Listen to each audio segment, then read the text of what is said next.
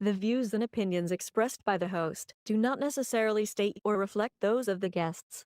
Furthermore, the views and opinions of the guests do not necessarily state or reflect those of the host. I'm a stupid robot. Give it up for the funny, the hilarious. King of the open micers and the one-nighters. Alonzo, Cantu. Thank you. Thank you very much. Thank you very much.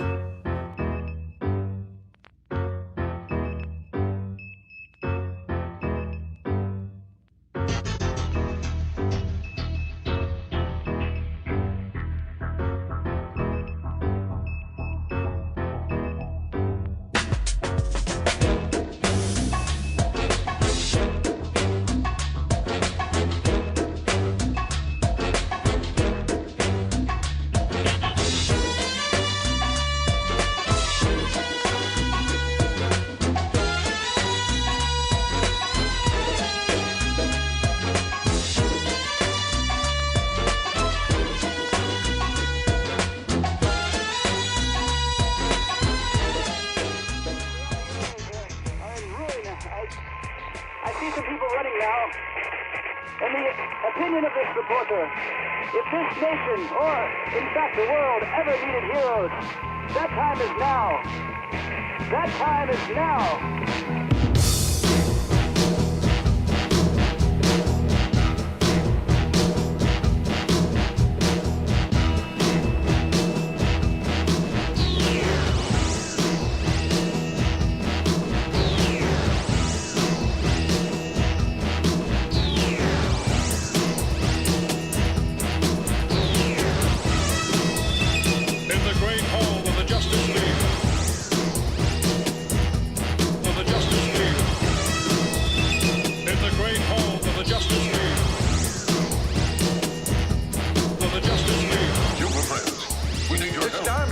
Our exploratory diving bell has Cape the Mummy is here in Paris. Wong and his assistant Mary Nelson have managed All computers indicate that whatever caused it came from somewhere in the Pacific. We'll start searching that area immediately.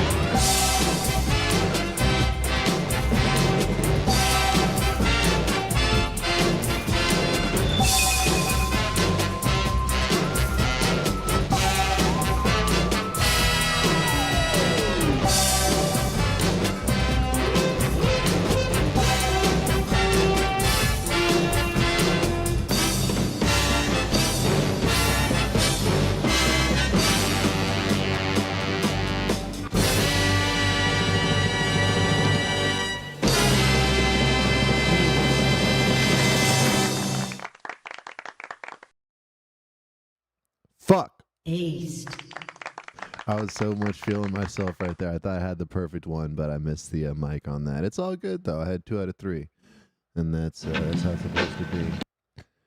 All right, man. Well, thank you guys so much for tuning in. This is Bad First Impressions Live. My name is Alonzo Cantu. If you guys are watching this on YouTube, be sure to like and subscribe for more content. Yeah, youtube.com/@badfirstimpressions.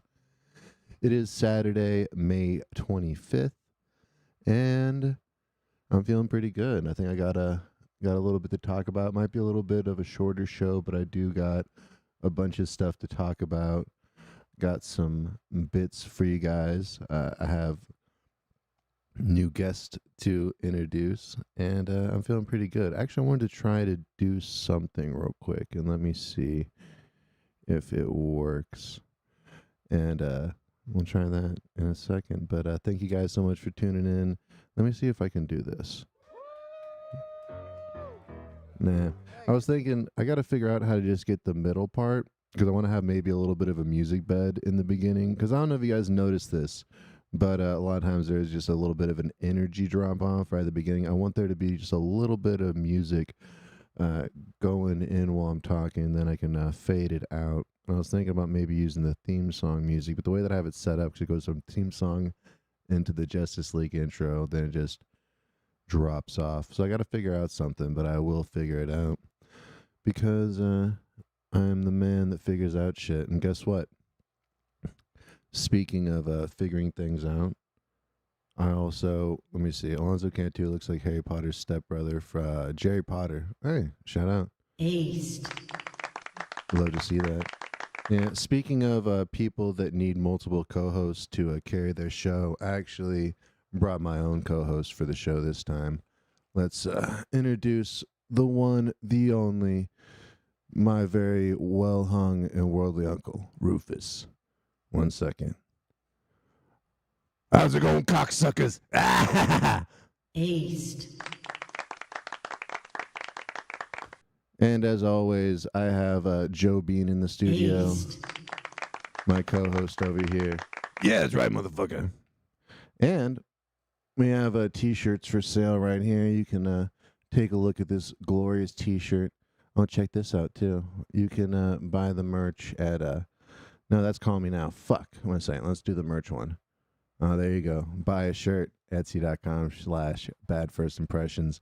And also, I found these limited edition motherfucking lunch boxes that I made. Oh, yes, these are so classy. Let's bring it in back to camera one. So, these are some lunch boxes that I made. You can see it's Mel Gibson talking to Jesus. And these lunch boxes are very limited edition. I actually found a cachet of them that I had stuck in my mom's attic. So if you guys want to buy a limited edition BFI Mel Gibson Jesus lunchbox, and you can think to yourself, what is Mel Gibson talking to Jesus about? Is he explaining to him the finer points of Christianity? Is he explaining? I don't know. It's a beautiful art piece. It's a conversation piece. It's a lunchbox. You can put whatever you want in there. And it comes with stickers. You wonder, how can I buy one of these lunch boxes? It's a great question. You just call me now. 1 second. Let me turn this off real quick. Check this out. Call me now. Aced. I'm going to get the Miss Cleo sound drop. I was adding a lot of sound drops this morning. I didn't get around to the Miss Cleo one, but you guys can call me now. Call me now, Mrs. Cleo. Let me talk to the devil for you.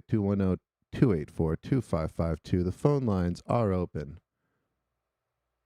And that's beautiful. You can also follow me on Instagram at Alonzo, CAN2. And why wouldn't you want to with this hilarious content, with my puppet, with this low-ass energy? But that's completely fine because I have a lot of show for you guys. Let's try this out real quick. So, let's see. Beautiful. So I wanted to start off with this. I had been on Zach Zavedra's show, the Neon Monkey Show. Shout outs to the Neon Monkey. Aced.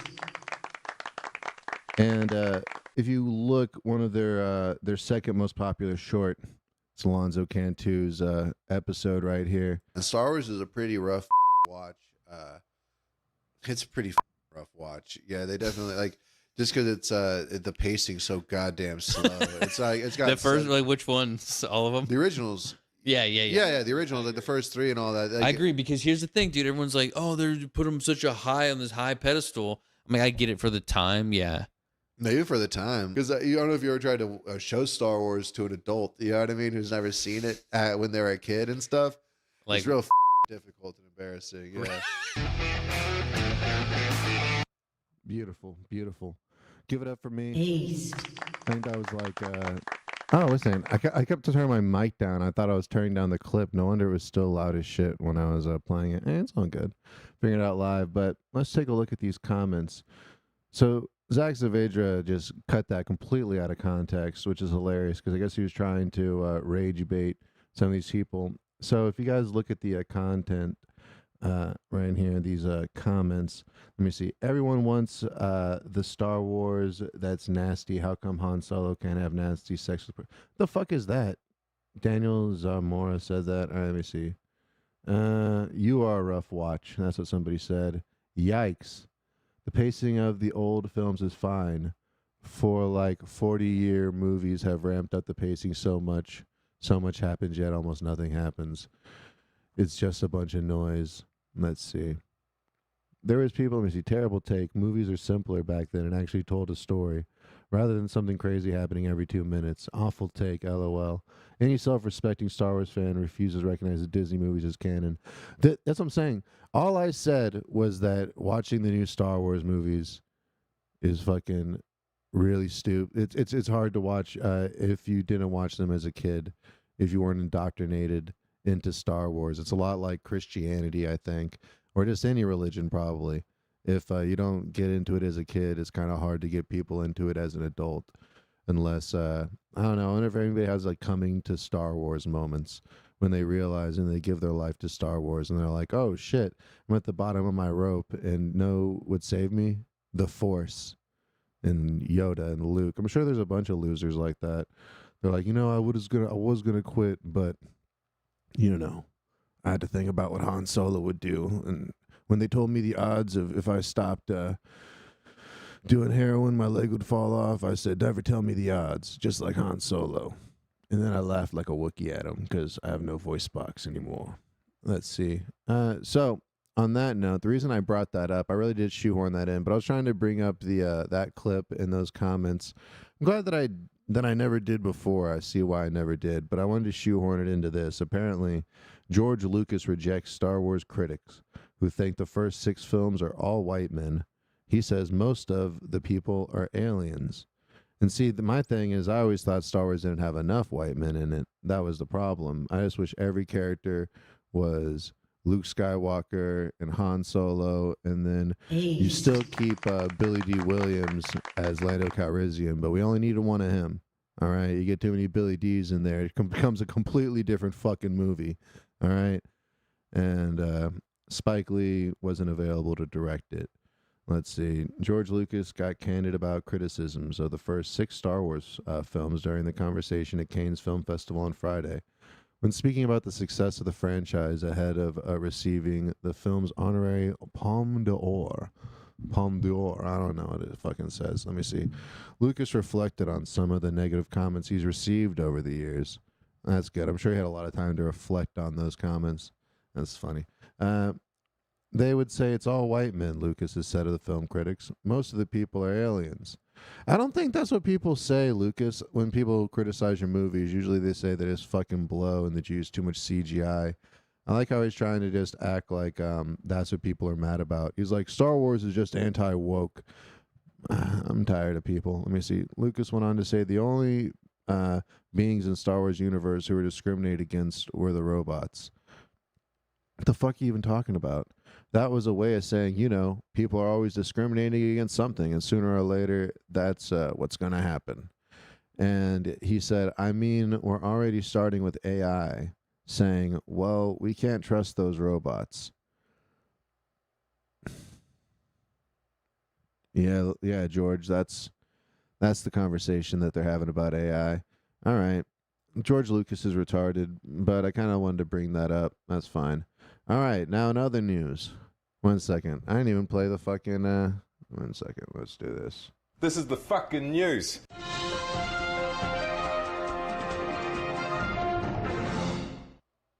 This is the fucking news. All right, Super Size Me director Morgan Spurlock dead at 53. Who could have seen that coming? All right, Morgan Spurlock, the documentary filmmaker best known for Super Size Me, has died. He was 53. Oh, man. Oh, man. 1 second. I got this, what is this? I got some McDonald's right here this morning in honor of Mr. Spurlocker. Let's see. Nah, we'll just go back over here. That's fine. We'll just keep it up. This is a tough one. And that one's supposed to play on repeat. Put down the to-do list is, make sure that the violin stays on repeat. I'm going to write that down in my notes. But we're going to crack one open. Got a tall can. We're going to supersize ourselves today, boys. I got a McGriddle with cheese and sausage this morning and the hash brown. And I thought of old Morgie Spurlocker. I never actually watched that movie, though. I didn't want to watch some fucking... Is he ginger? I don't know. He sure looks fucking weird. Let's watch him eat fucking fast food all day. Wow. What a journey. What an amazing journey.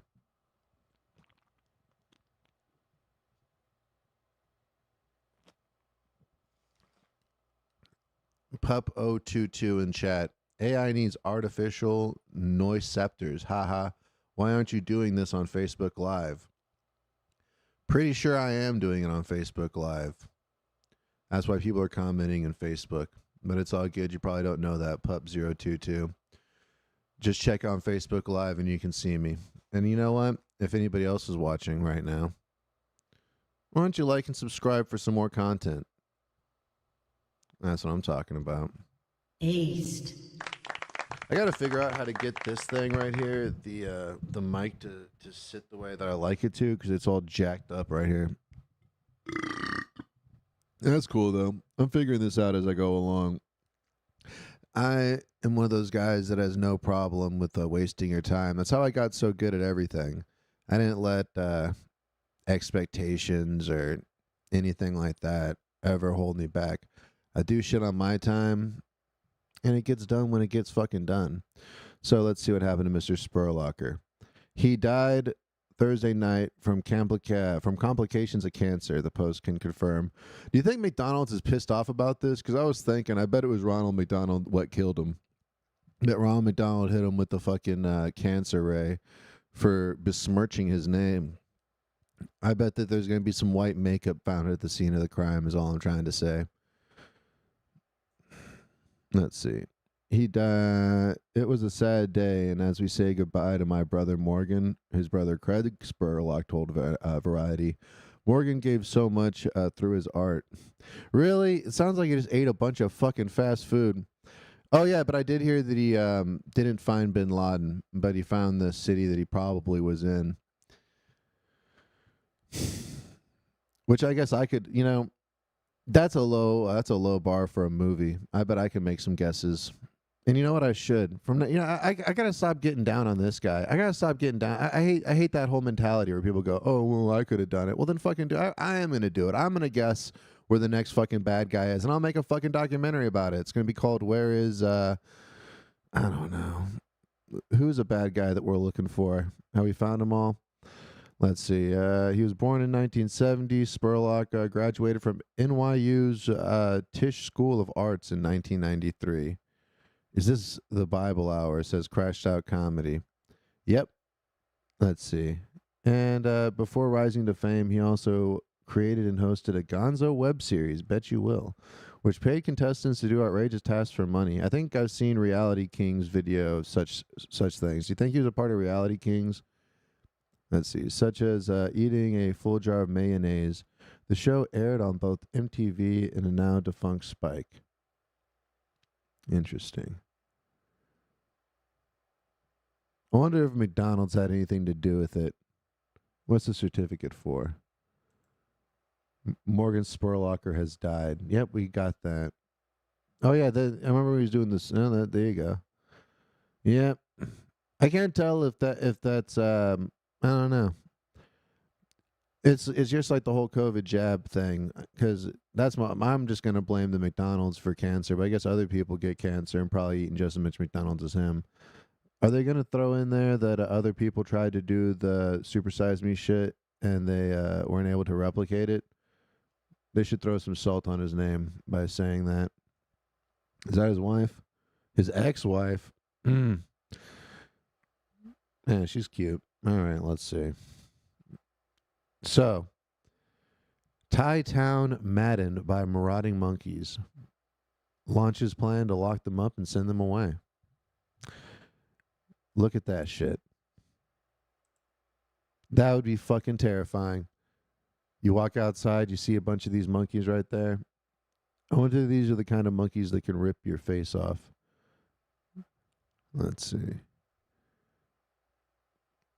All right.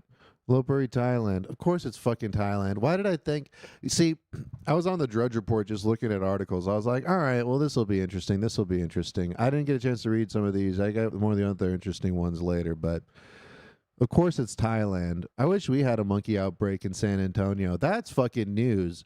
Fucking monkey outbreak in Thailand doesn't seem like it's something that should be newsworthy. Let's see. Thai town run ragged by its ever-growing population marauding wild monkeys launched an offensive against the simian raiders on Friday using trickery and ripe truck.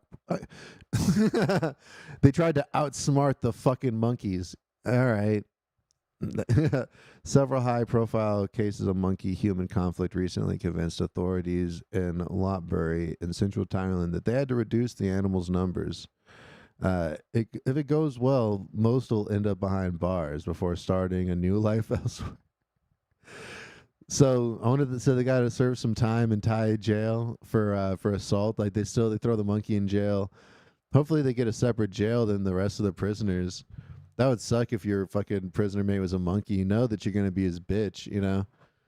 Damn, that sucks. If all goes well, most will end up behind bars. That's fucked up. The first stage of the plan, instituted Friday, is to bait cages with animals' favorite food.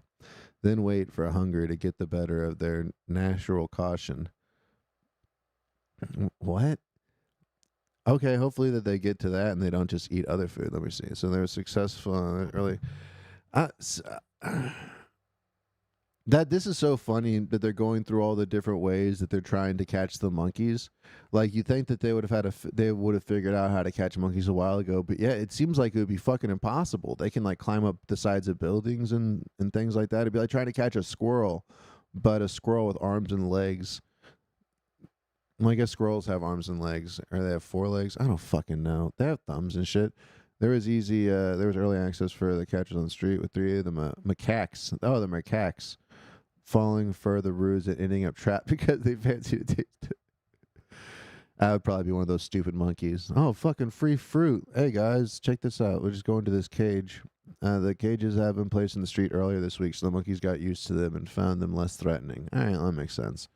There were thought to be about 2,500 monkeys running around this town. Caption. Okay. That wasn't as interesting as I thought it was. I thought that it was going to be, it was maddened by marauding monkeys. That just sounds like they're slightly inconvenienced by a slight pest problem. So this is what I fucking wanted to show you guys. This shit's the fucking news right here. 1 second. This is the fucking news. City of fucking hell. All right. 1 second. I got to take one more sip from a man Spurlock. Then I got to drink some coffee because I don't know. R.I.P. to the OG, man. He ate fucking McDonald's every day for 30 days, so you didn't have to, you know? Okay, so City of Hell. World's most dangerous city littered with bodies being eaten by pigs as families can't bury them in ravaged Haiti. Now, this is like, they're almost underselling it when you read the rest of the article. But yeah, so apparently Haiti's been like taken over by gangs. You can look into it. I'm not going to be able to, get you, give you a better, estimation of the situation than anybody else. You don't tune in here for breaking news on Haiti's political situation, but from what I've understood of it, the gangs took over Haiti, and now they're running it like fucking Fallout New Vegas. And that's all I keep thinking when I'm watching or reading this is like, holy shit, this is like an RPG. So wild pigs and dogs are attacking people's loved ones because the area is too dangerous for their families to enter, to retrieve the bodies and give proper burials and shit. Look at this shit. There's some lady running away from multiple burning fires and stuff. And I want to see where the wild dogs are, because they're saying that these wild dogs and pig gangs, but I don't see any pictures of them. So I don't know. See, when you look at this shit, it's like, well, I could easily make it look like this downtown. Just give me, if we take the right picture, if we get the right street and just take a couple tires and burn them for a couple of minutes, and get some lady to carry an infant while we take a picture. So I don't know. How bad is it really in Haiti? I don't know. These guys, like, it doesn't this just look like regular Haiti except for the burning tire? It doesn't really look like, I want to see the roving pigs and animals that are so bad that you can't actually even get to them. Let me see. Oh yeah. No, wait a second. So there's this guy named Jimmy Barbecue from Haiti, right? Yeah, that's what his name is. He's like the gang leader. I'm trying to find it real quick. Yeah, okay. A horrific gang war has been raging in the capital, Port-au-Prince, for months, with more than 2,500 people killed so far. I don't like 2,500. That sounds 2,500 people killed so far. Now victims are being left to decay on the roads, with some never seen again, and others falling victim to the island's animals. The LA Times reports one thug army led by warlord Barbecue has taken over the ravaged city in what could be the beginnings of a bloody coup. Jimmy Barbecue Shazier, leader. That's so fucked up when you're getting killed by somebody with a last name you can't pronounce and all that. And it's like, who killed me? It was Barbecue Shazier. Like, Shazier? Like, no, it's Shazier. Shazier. I don't know.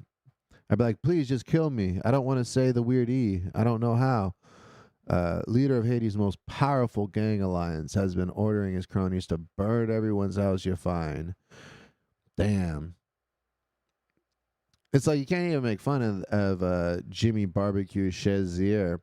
You would hope that I wonder if he got the name Barbecue before the gang stuff because he was really good at barbecuing, and then he just was like, you know what, enough is enough.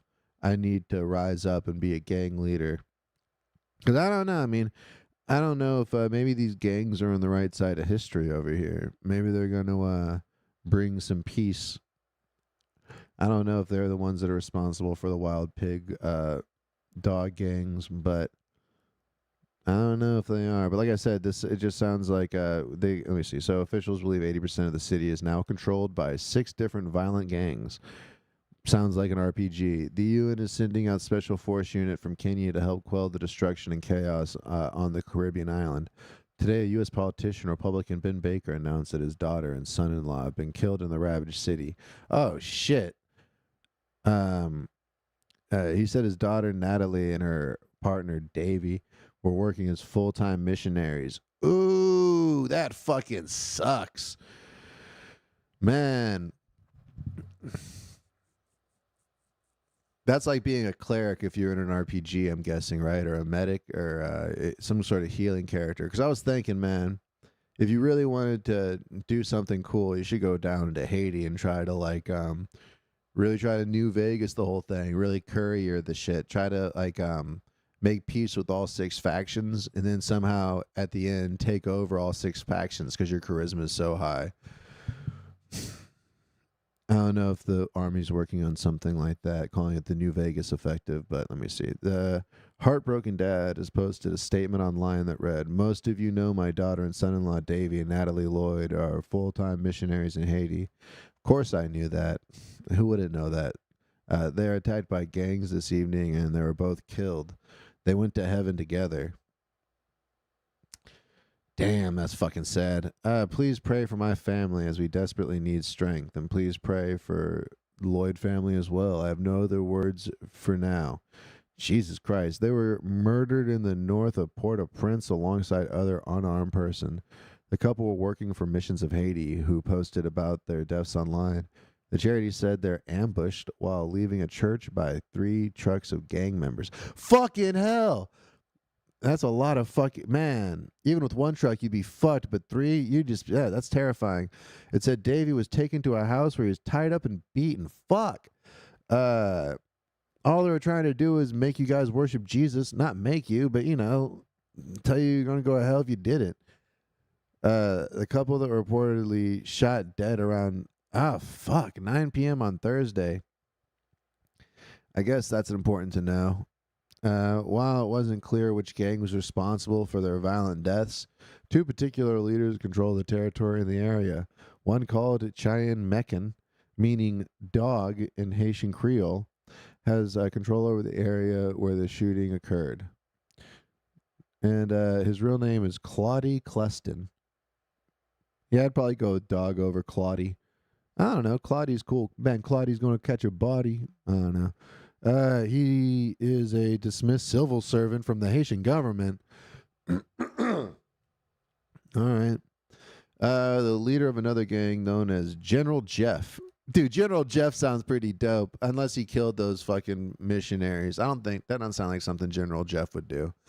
That sounds like something more like the dog would do. Cheyenne Meccan, the dog. General Jeff also controls the territory close to where the couple was killed. Which, I mean, that doesn't mean anything.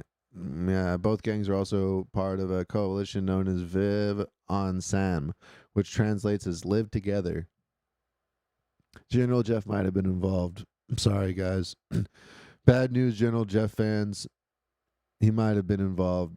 But, I don't know. No, General Jeff, why? I wonder what his real name was. It's probably Jeff. He probably likes his name. He's like, I'm Jeff. Don't call me anything else but Jeff. Call me Jeffrel Jeff. What is happening in Haiti? I think we fucking know. Fallout New Vegas. They should just, dude, the article should be called Fallout New Vegas is happening in Haiti.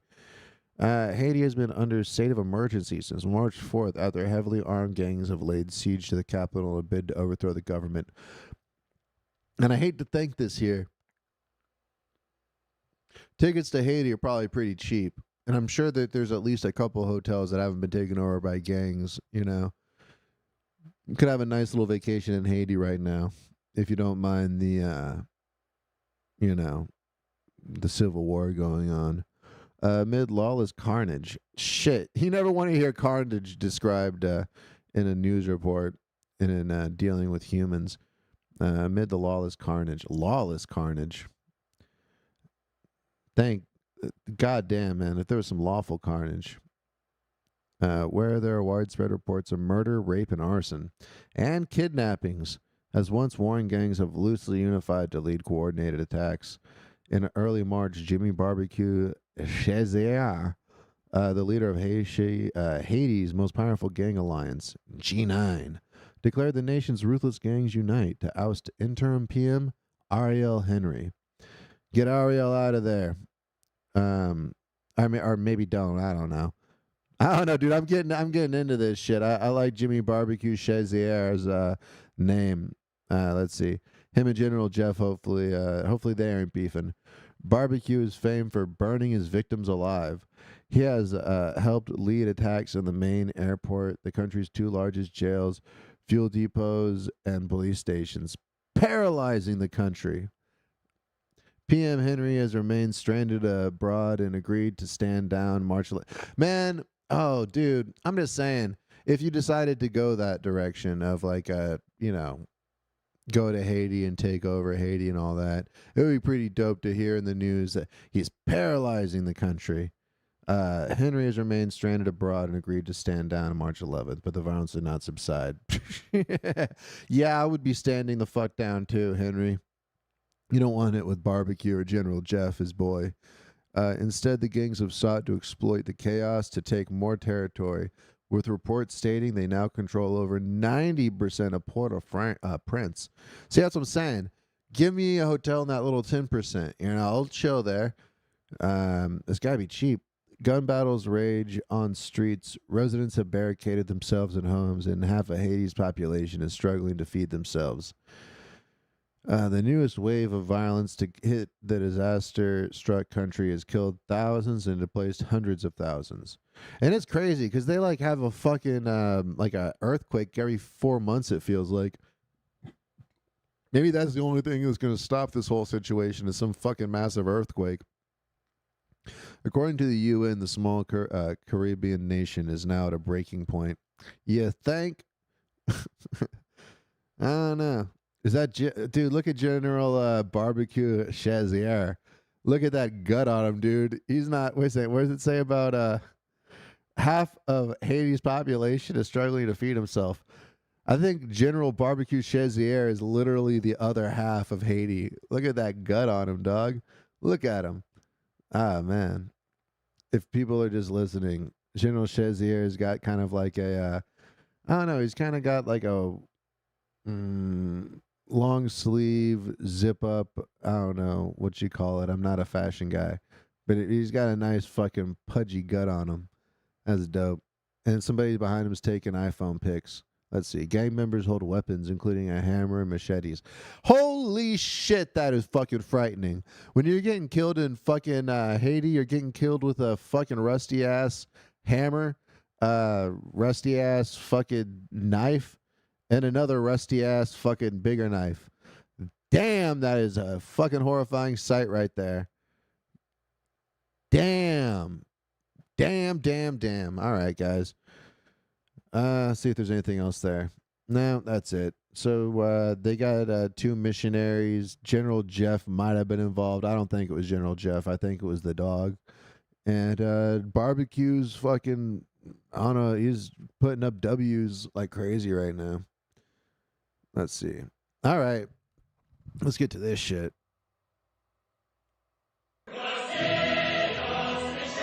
Oh, yeah. Could this be the moment Putin was waiting for? Is this when Putin wins the war? This could be the moment Putin wins the war in Ukraine. Oh my gosh. The Pootster. Let's see what's going on here. Come on. Beautiful. Russia's sudden ground invasion to Kharkiv region came as a shock to the country that's been plagued by a 2-year-long conflict.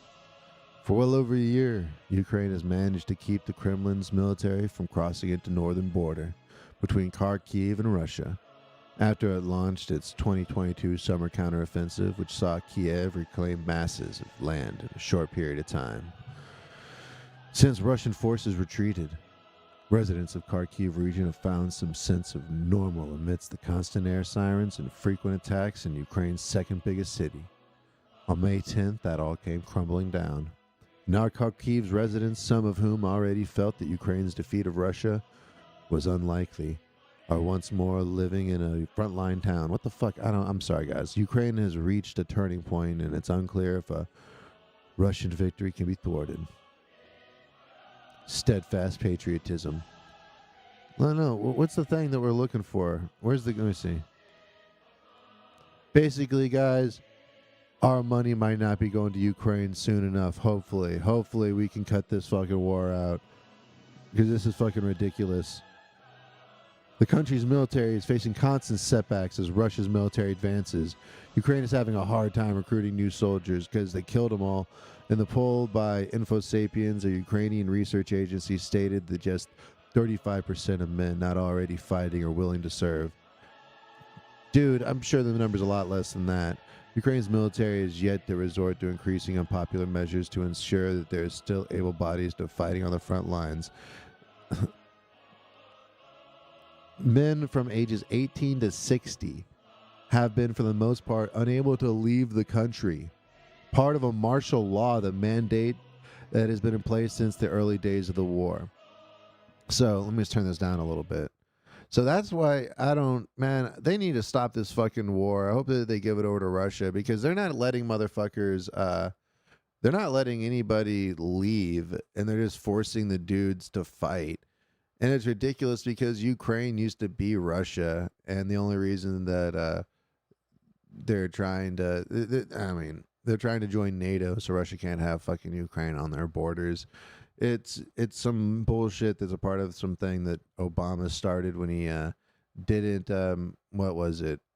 There were some expired treaties that basically prevented the U.S. from developing missiles that could get to Russia, that that Obama let lapse and didn't re-sign.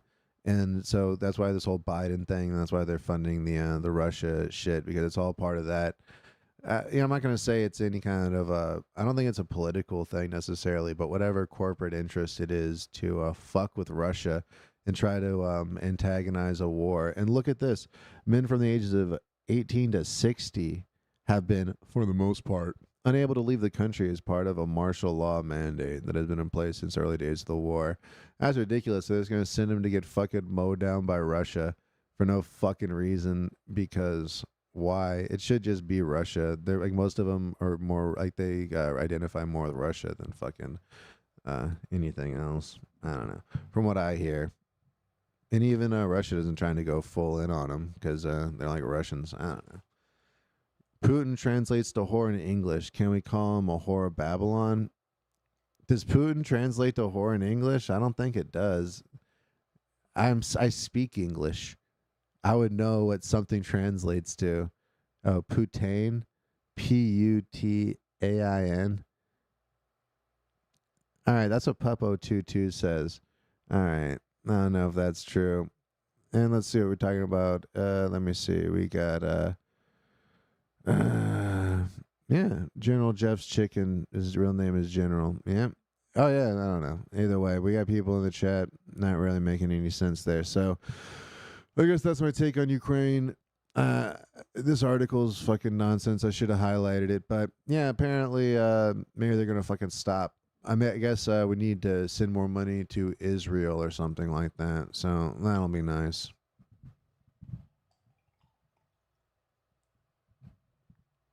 All right.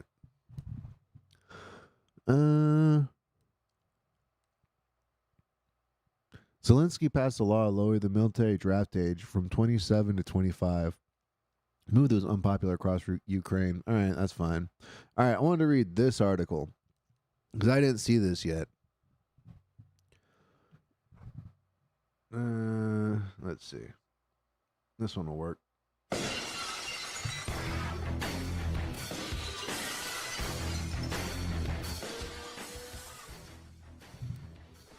All right. Apparently, Travis Scott brawls with Cher's boyfriend in Canes. Let's see if we got some video. I don't know. Let's just refresh the page.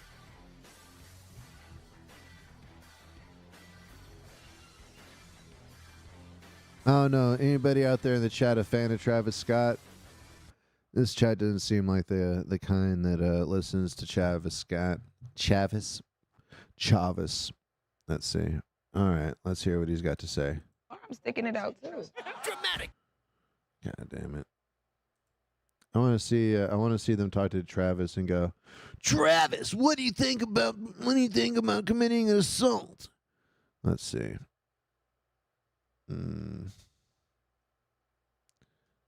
So they just have a picture of it, I guess. Okay, I think I just fell for that shit. Let's see. Let's stop it. We're good. Let's see. Update. 12:55 p.m. We've now spoken to other witnesses of the party who claimed Alexander A.E. Edwards was the instigator as he ran up on stage and initiated physical contact with Travis Scott. Travis Scott and Tiger's camps are leaving their mark on Canes, courtesy of an all-out melee inside an after-party. And from the looks of things, a few ice packs will be needed. TMZ Hip Hop got a video showing multiple angles of the altercation, which also involves Cher's boyfriend, Alexander A.E. Edwards, and 808 Mafia producer Southside. And it all went down at an acclaimed promoter, Richie Akava's event. Fucking Akava. I knew he would be at the bottom of this bullshit. It's always Richie Akava. That son of a bitch. Let's see. All right, it looks like we might have some video, people. Sources familiar with the situation tell us the fight started after both Travis and Tyga were on stage behind the DJ booth. And when Richie grabbed the mic, he gave props to both rappers, saying something to the effect of, "We got T-Raw, A.E., Travis in the building." We're told Travis seemed pissed he was being lumped in with Tyga, possibly a Kylie Jenner ex's thing. So Travis snatched the mic out of Richie's hand, prompted A.E. to say something to Trav. For context, A.E. and Tyga are besties. Let's see, the rapper rumble. Loading an ad, of course you are. Well, 1 second, let me see. How do I... There we go. And I was waiting until the ad stops. All right, let's bring it back up. Oh my God, this is so exciting.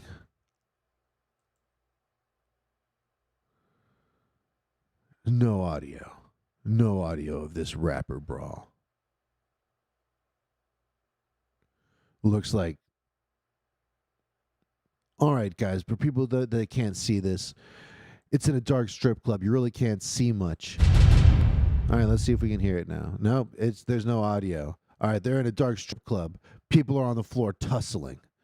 There's a bunch of everybody's wearing a black shirt with a white undershirt. Somebody just fell down trying to take a wild swing. So then he picks up a trash can that it's not going to do anything. Hits somebody on the back of the head with it. Security's coming in to try to break it up. Some fat guy came up on stage. He's wearing a white t-shirt. He's like, come on, y'all. Come on, y'all. Just come on, quit it, y'all. All right, everybody's yelling. You can tell what everybody's saying. Man, you gonna get off me? Man, stop it. Okay, I see a knee hitting somebody's face. A Busta Rhymes type of guy's got in the middle of both people. Split them both up. Thank you, TMZ. I'm glad that they were there for the information. So basically, what we did find out was Alexander A.E. Edwards was the instigator. He ran up on stage and initiated physical contact with Travis Scott. How does that even make sense? How would the article have video and say that, let me see. Richie grabbed the mic and gave Tiger on stage in the DJ booth. When Richie grabbed the mic and gave bro power props.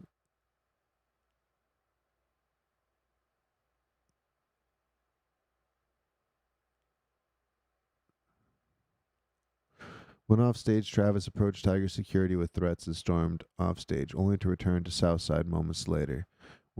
That's when Southside and AE started going at each other. At first, just pushing, but then AE landed several uppercuts before Travis pulled off a Southside. I'm trying to figure out. That doesn't even make any fucking sense. Let me see. And we're told Travis approached Tiger security with threats and stormed off stage, only to return to Southside moments later. That's when Southside and A started going at each other. How did TMZ get the whole fucking thing completely wrong and then say, no, actually the guy ran up on stage and started a fight? I don't get how that's the update. That doesn't. All right. And now I'm more confused than ever. That's all good. Fuck it. All right. Oh, it's dim for a reason. Yeah, probably. Oh, yeah, we got Victor Mendoza in the chat. Shout out to Victor Mendoza. That was the wrong one. That was the best one. Yeah, we got to get it back to the applause break. There we go. Albert Salazar, is this the Bible hour? I don't get it. That's the second time somebody said that. Do I got a Bible out somewhere? Oh, because of the fucking the Jesus lunchbox? Yeah, dude. Dude, my fucking Mel Gibson Jesus lunchbox. Yeah, this is the Bible hour. And you guys can buy one of these. One second. Just, you sons of bitches. You don't get me talking about my fucking... Guys, one second. This is ridiculous. Buy a shirt. We got this shirt. This one isn't back on the website. I'll put it up back on the show. We got the Ernest Goes to Damascus shirt. I gave it away to one of my best friends because he was like, I love that shirt. And I said, you know what? Let me give you the shirt off my back. Gave him the shirt off my back. But I found these. These are rare, exclusive. I made these a couple of years ago. These are Jesus Mel Gibson lunchboxes. And if you see, I'm actually in the corner right over there. You can see Naked Alonzo in the corner, just right over there. And then I got the cuttlefish right over here. Very esoteric. And it comes with stickers, and you guys can buy one of these. What's the price? Ask me when you see me. I'll see what you look like you'll pay for one of these things, and that's what the price will be. I'll be like, you know what? You seem like a $20 sucker. All right. Let's see. Oh, that was you, Albert? All right. Shout out to Albert Salazar. All right, let's see. Furious Muslim children are exempt from reading one classic at school. A European school's decision to exempt Muslim children from studying Dante was met with backlash and ignited debate over cancel culture.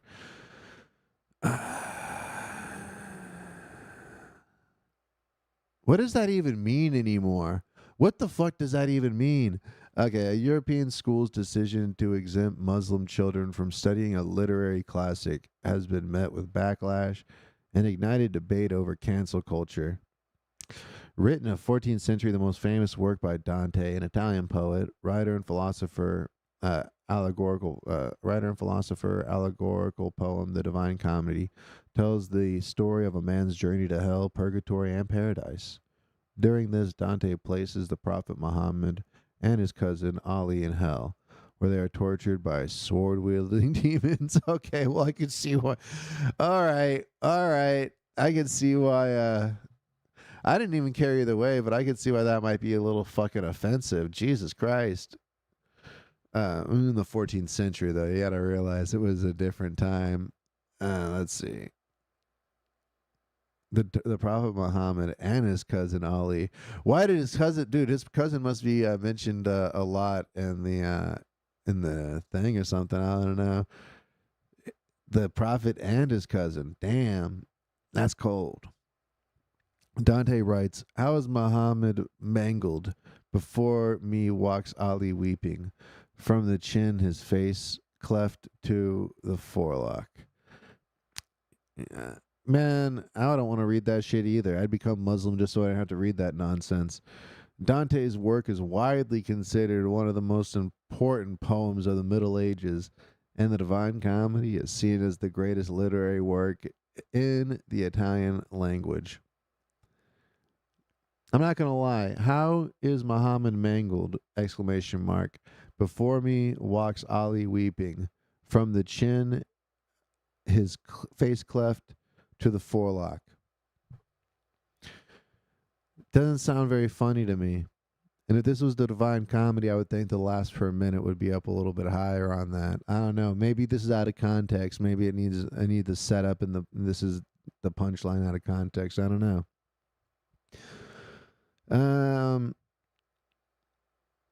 I do hear people talk about the Divine Comedy being good. I've always meant to read it because I like the title, but maybe it's what is it?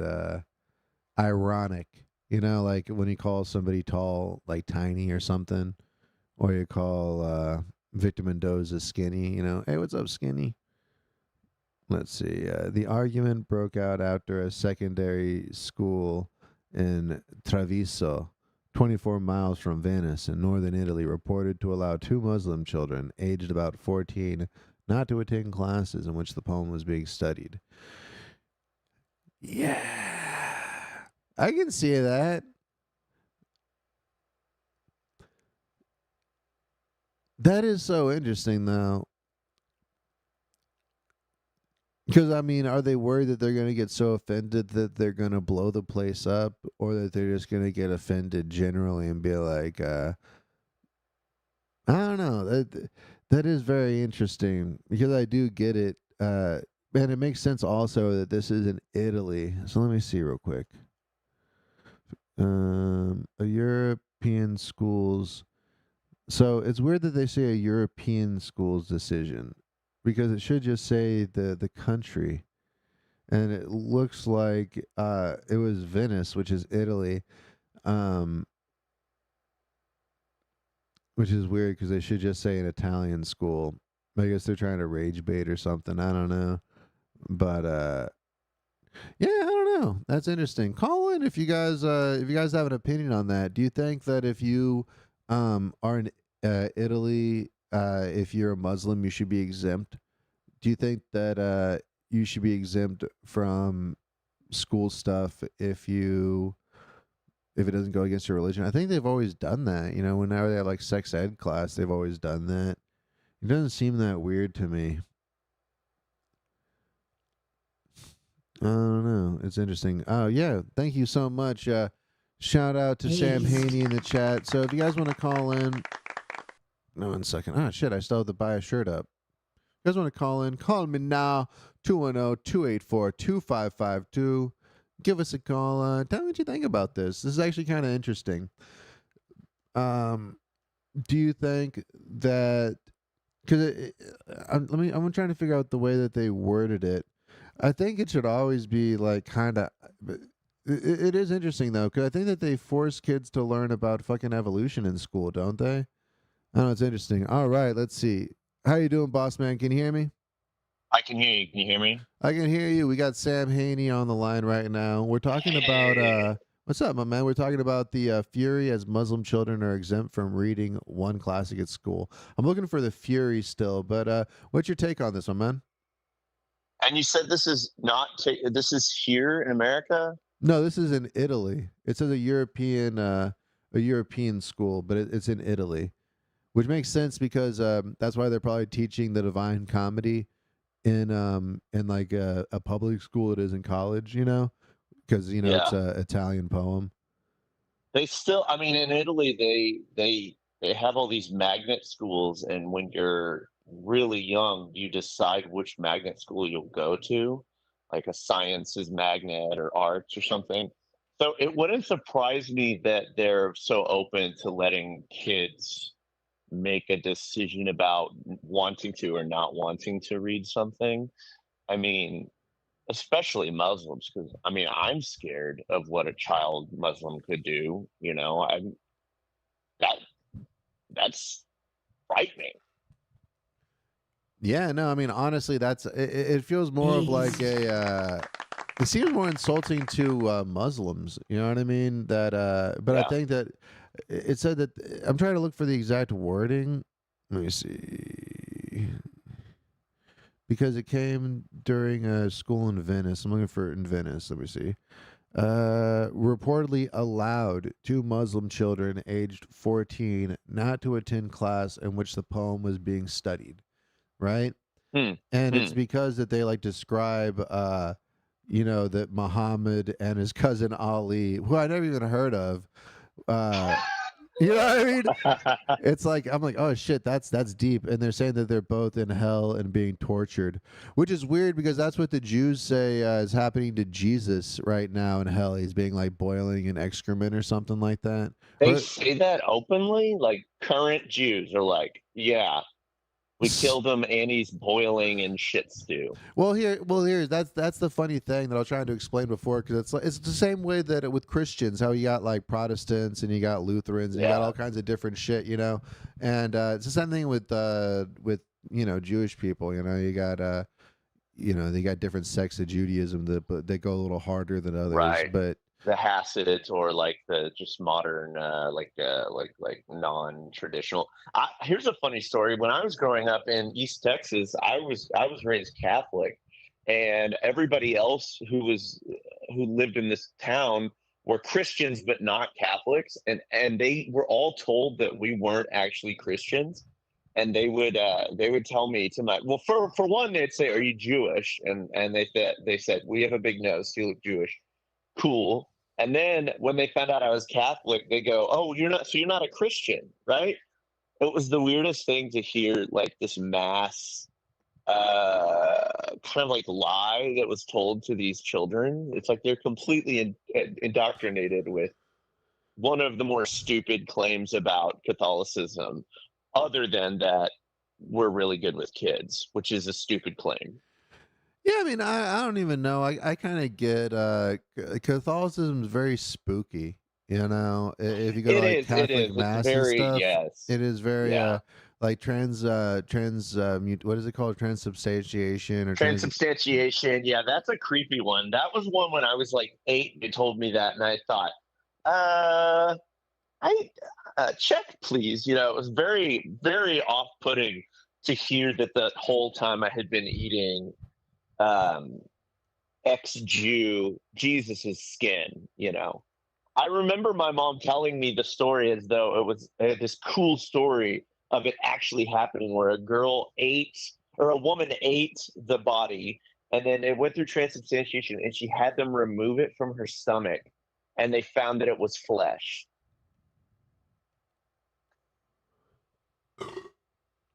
Cool shit. 1 second.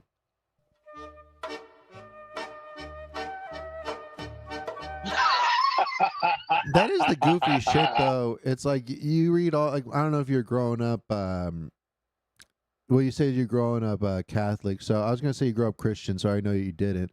But so when you're growing up Christian, I'm teasing. I grew up Catholic too, actually. Oh, really? No way. Yeah, I grew up Catholic, and then when I went to Arkansas, everybody was Baptist or Pentecostal. So got it. Yeah. Yeah, so so it was the only people that were Catholic were the Mexicans. There weren't any white Catholics over there, so that's a whole different thing. But that's also because my dad's Mexican, You know, so you're a white Catholic. Right. That's interesting. Is that on your mom's side or your dad's side? It was actually on my mom's side. My dad converted from Baptist to Catholic in order to marry my mom, Mm-hmm. and he was a super devout Catholic. And but that is actually a good point because we were in a church that was bilingual, but it would be like we'd all have like white church, and it'd be like grannies and like pasta salad, and then you might go to like a later mass that was like a Mexican mass, and I swear to God, it was literally standing room only with like 10-year-olds on the laps of their parents so that everyone could fit into the pews. All And right. Well, it was this just is fucking so many, man. this is fascinating, but I do want to get back to so do you just in general, do you think that it's like do you think that the kids should learn about that? Do you think that they should or do you think that they I wish I want to know more about the story about not doing things that are offensive to you, but I think is it true or not that like can Christian kids opt out of like learning about evolution or something like that?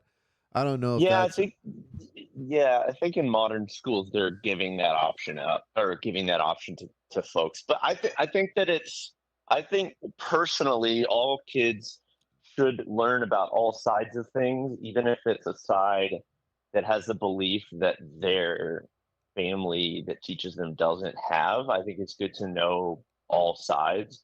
I do think it's a little extreme, the book they're talking about, but because that's like their guy. They're like their guy is burning in hell for eternity. But if I learned that Jews felt that way, I might want to know why, because I was interested. but So give the kids a chance. what's also interesting is that I was just trying to think of a similar correlation, but I think that they still like have a Huck Finn in schools, right? Right, Like, right. which is like if there's a black kid in class, that's going to be an awkward couple months. Yeah, it's going to be an awkward book report, you know? Totally, totally. And for the white kids that are like, well, I can't write his name in the report. I got Oh to yeah, be and like for anybody Jim. that doesn't know, in Huckleberry Finn, there's a well-known character who has the name of yeah, my bad. His name's Jim, but yeah. Yeah, inward Jim. And and that's a plucky story. But still, yeah, you gotta hear things like slavery. We should learn about slavery. I don't know. I think I've learned too much about it. I You don't know don't about that. know? I don't know about that. I think they should tell both sides of the story, you know? Tell the state. Start with the states' rights story, and then slowly kind of Let's start with into. how did slavery come about? How about did the white people invent slavery, or did black people invent slavery and white people were like just buying what they were selling? That's a chicken or the egg. No, it's it's like who made the product and who bought the product. It's like do you think white people were out there in the jungle hunting black people? No, they went up to the shores and they're like, "What do you got to trade?" And they're like, No, but we that's got insane. this guy." The conversation, no, that's insane because All right. slavery existed. Oh, it's insane many, now. many eons before, white on black slavery. It doesn't mean that. Yeah, and I'm saying it a wasn't million years invented- ago or 2 million years ago, some black guy invented slavery. Is all I'm trying to tell you. Okay, well then you've made your bed. Well, and, don't you think that black people were the original people? I do, Then they probably invented slavery. but that means you're black. No, it doesn't. It means that I'm Yeah, it saying does. I'm saying that a black man was the first one to invent slavery because they were the first people, and like slavery's that old. Well, I would argue that there was one black guy who was kind of mulatto looking, and he came up with slavery. Oh yeah. So how did that happen? No, that's. He See, stayed Sam, inside and he thought up the idea of slavery, and he came out and he was a little lighter. All right. See, I got you into what they call intellectual headlock right now, and No, you're just showboating, talking about how black people were first, as if to make me look like a racist. Because you are a racist. Because I You think know, that I think a you black person's know. smart enough to come up with slavery. Sam doesn't. He thinks that a black person couldn't come up with the idea of owning another Alonzo, person. talking over someone doesn't put them in a headlock. It frustrates the conversation. I didn't even talk over you. Oh, yeah, you did. I talked under you. Well, you do take the low road. That's right. That's right. That deserved a big applause. That sounded like a wind stream. Was that cheering? Do it again. One sec. Okay, one second. Let me go back. Let's hear it again.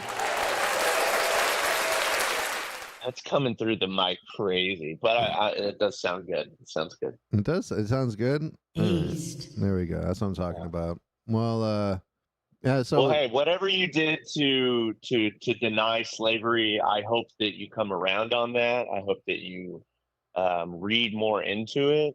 You know, read a little less. Read a little more James Baldwin. Read a little less. Donald Trump's Art of the Deal. Just saying. the fuck are you even talking about, Sam? You've just been denying slavery all this time, and I'm getting fed up with it. And you always do it. I'm just You giving always black do it when you're not man's- recording at. No, you always do it when you're not recording, and it's just people hanging out in the back of a comedy club. You keep talking about it. What slavery doesn't exist? Yeah. Yeah. Well, I'm saying that people choose to be slaves, and then I told Kanye West that a while ago, and he stole that from me. I know you are a hit maker. I know. See, Sam, you're a slave of your mind, and that's You're all I'm gonna right, say. and I've been really good to my master, but he will not let me out of the hot box. Okay. Well, Sam, are you still down to do the show? Because did you see Uncle buddy. Rufus? No. You didn't? One second. Let me turn on Uncle Rufus' cam real quick. Okay. Let Well, me I see. can't see it because hold on. Yeah. What, you're not I watching can't the screen? see it while I'm on the. Oh no, I can. It's just going to be loud. One second. God damn it. It's all good. Oh, look at that guy! Yeah, one second. Is Wow, there- yeah, one second. you're a real Jeff Dunham. That's cool. God damn it. Oh, God. Can you do an accent? What's up, motherfucker? What's Yeah, up, Sam good. Haney? That's You really piece of shit. I used to have my cigarette right here. One second. I tell you, I think the Boondock Saints are going to come. The Boondocks are going to come back. Oh, that's cool.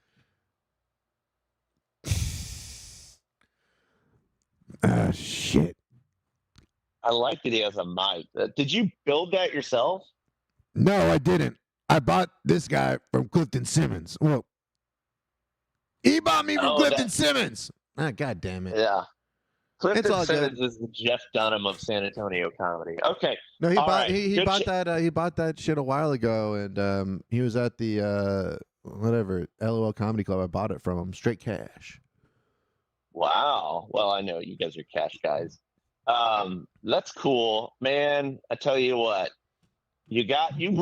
honestly, I really love what you're doing with the show. I love that you got the camera now, and it's adding a fun element that it's just exciting. It's fun to see. Well, thank you very much, and hopefully I'll get in the swing of things here sooner than later. Yeah, dude. And also, fucking buy a wig or grow your hair back. You look terrifying without hair. It is not a good look for you. What the fuck are you talking about? That's what I hate. Stop pretending that you didn't have a look before. I did have a look before, and I know. so That's what I'm about it? talking about. You've abandoned it, and it's weird. I know, but that's a weird thing to say, Sam. See, why is it weird? because I transcend the look. I have a lot of No, looks. you don't. I'm No, like you I'm like don't. fucking David Bowie. No, you don't. Yeah, I transcend looks, Sam Haney. Sam Heine. Definitely trans, but I don't know about transcending a look. Yeah. Well, because it's like having long hair is fucking difficult. I had like long, crazy hair. Yeah. And Oh yeah, dude. And where did that get me? Nowhere. Fucking I mean, it got nowheresville. you a podcast without a video element for quite a few years. So, but I guess the haircut has brought new heights. You know, you have definitely elevated your show, and I think maybe that the losing the hair helped. Yeah. Well, Sam, the chat's loving you. They're all saying, "I'm glad Sam Haney called. Sam Haney's the shit. He's the greatest." Wow, I that's know. cute. It's wild. Sandy. Why did Sandy spell her name wrong everywhere but there? Ask her. It's a awesome, amazing story, full of intrigue. Oh God. Okay. Well, I'll ask her when I've got like 3 hours to sit around and listen to Yeah, her. she should call into the show and give her opinion on the Muslims or not, because I can get to the next Yes, story. absolutely. I'm gonna All hop right. off so she can get on. All right, have Thanks, a great one, Alonzo. boss Good man. chatting with you, buddy. You too, man. Have a great one. All right, bud. Talk to you later. Love you. And that was Sam Haney. Aced. You can check him out on other episodes, calling in as pretty much every other character that's ever called in. Give it up for the one and the only, Mr. Sam Haney. All right, so I'm done caring about the Muslims and that. Let me see. Ibiza's war on drunken anarchy. How demoralized locals have brought in a booze ban in a bid to stop the endless parade of late night vomiting, fighting, and sex. The only problem is Britons aren't taking a blind bit of notice. Even on a slippity nippity Monday night in May, that's how you can tell this is a fucking UK article. Even in a slippity nippity Monday night in May, Caro de Santa Agnes, aka West End, in San Antonio, Ibiza. There's a San Antonio Ibiza? Yo! Fuck! That's crazy. The fuck? Is throbbing to the beat of smash glass, screaming hen parties, football songs, and aggressive bar touts. Boobs are pushed up, bottoms peek out, dresses are generally tight-laced. Unknown caller. Can you hear me, or does cricket still suck? No, we can hear you. What's up? This is Zandy Ramirez, host of the Edison Open Mic. You guys can go check out the Edison off of Huebner at the Edison Experiment. She hosts the Chatter Open Mic on Tuesdays. Usually the sign-up's around 7 to 7:30. It goes on till about 11-ish. Hey, how you doing today, Sandy? Thanks a lot for calling in. Thanks a lot for being in the chat. I was glad Sam Haney called because I never, I'm not very closed-minded, but I guess sheltered, and I never thought of the perspective of a white Catholic. Oh, really? Interesting. Yeah, what he was saying about having the big nose and being bigoted about that, I was like, oh shit, I never even considered that. So I was like, oh, I'm glad he called because I see the other perspective. Because what's the other perspective? Well, yeah, give us some people that I might know, but tell the audience, give the audience some backstory. Oh, well, that's the thing. Well, not the name origin, but just pretty much growing up like a Mexican Catholic, like everybody else in San Antonio. Maybe not everybody else, but the majority. I'm not sure how the demographics have shifted. So you grew up Mexican Catholic, is what you're saying? Yes. And so, what was the different perspective? Like, what did Sam Haney illuminate for you? I guess. Because in church, they're always all like, "Oh, bring your friend, include everybody," but it's like they were ostracized. Or at least maybe he didn't say that, but no, he did because they were asking him if he was Jewish because of the nose. Yeah, but I think that's what everybody asks Sam Haney when they meet him. Well, I guess aside from that, no, I think what are the top 3 questions that somebody asked Sam Haney? Are you Jewish? No, really, are you Jewish? I'm cool. I won't tell anybody that you're Jewish. Are you sure you're not Jewish? Usually probably the top 3 questions people ask Sam Haney. Between his... What? I don't think he got the nose from his mother, but I don't know. Never mind. I don't know where he got the bird nose. The bird nose? I don't know. Oh, yeah, because of what Robin does. Robin's named after a bird. Yes. That's his mom. Mom's named after a bird. He's got a bird nose. All right. Figured it out. We got to the bottom of it. So, did you know that there was a San Antonio Ibiza? No, I did not. Is it tax exempt? I don't know. It says that there's boobs are pushed up, bottoms peek out, tattoos of lion skulls, dogs, hearts. It sounds like San Antonio. Yeah, Mm-hmm. Let's see. I'm not gonna lie. That San Antonio Ibiza might have been a bird species for a minute, but nope. Let's see. Across the way, 3 British girls. All right, well, fuck that. So, what I did want to get to, did you hear about the world's most arrested man who dies at age 74? Was he from Florida? That's a great question, actually. Let's see. The world's most arrested man, I believe he was. Let me see. It's Fayette County. It's a great question. Where was he located at? What state do you think he's from? He's from Kentucky. I was Kentucky, thinking some. no. I was thinking Louisiana, but yeah, Kentucky. So, um, Henry Earl, whose criminal history included more than 1,500 busts, passed away last week. He was 74. I like that they call it, instead of saying arrest, they say 1,500 busts. Sounds like that's how many times he like jacked off. Like 1,500 busts. Passed away last week. He was 74. For the last several years of his life, Earl resided at a nursing home in Owington, Kentucky, a city about 50 miles from Lexington, where he racked up the majority of his arrests. So Lexington, Kentucky is where he got arrested the most times. So what I wanted to get down to, let me see. Earl's last arrest was in April 2017 for public intoxication. And then he died this year at 74. I wonder if any of those cops knew when they were arresting him that day in April 2017 that it would be the last day that they would ever be arresting him, you know? Was it April 20th? Oh, I don't know. That's interesting. That is a great question. I'm sure it was somewhere around there, but I don't know. It's just so weird because you never realize, like, oh, this is the last arrest until you're dead, and then I got the cops are gonna be like, you know what? I really should have taken advantage of it because I always thought there was gonna be another one. You know, I always thought there was gonna be another chance that I could have arrested that guy. You know. But I So didn't he was take it. 74 and passed away this year, 24. So he was 67 when they last arrested him. Yeah, thanks. Oh, damn, that's good math. Fucking congrats.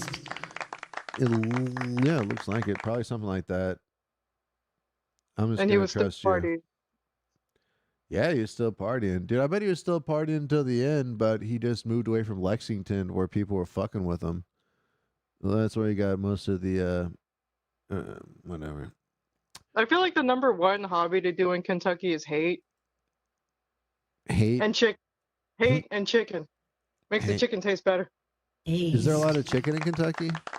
I'm guessing. I don't plan on traveling there. Oh yeah, because Kentucky Fried Chicken. Oh yeah, I'm so fucking retarded. Well, there's the Bass Pro Shop Pyramid, I think, in Kentucky. Or is that Vegas? I don't remember.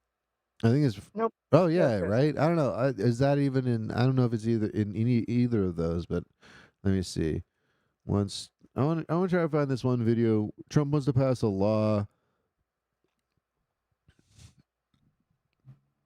Let me see. I want to see. He wants to pass a law where he doesn't get arrested anymore. Did you hear about that? So he wants diplomatic immunity from everything. Oh, I think so. I'm hoping. nice. I thought that was super cool of him. Let me see. Let me try something real quick. Let me see. Maybe I'm gonna look up number one tourist attraction Yes. in Lexington. Anything you want to plug? No. Plug your open mic. Oh yeah, I'm doing it Tuesday nights at the Edison Experiment, 7:30 or 8 p.m. ish. I should have audience not this coming Tuesday, but the first Tuesday of June. But there's be a couple of people from work.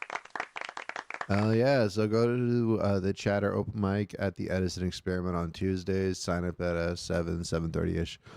All right, Trump pressures. Let me get this back up.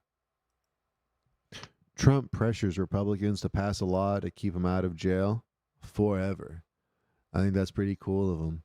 The former president is convincing. Let me see. The former president is convinced state prosecutors will target him again after a second term and wants the GOP to solve that problem for him.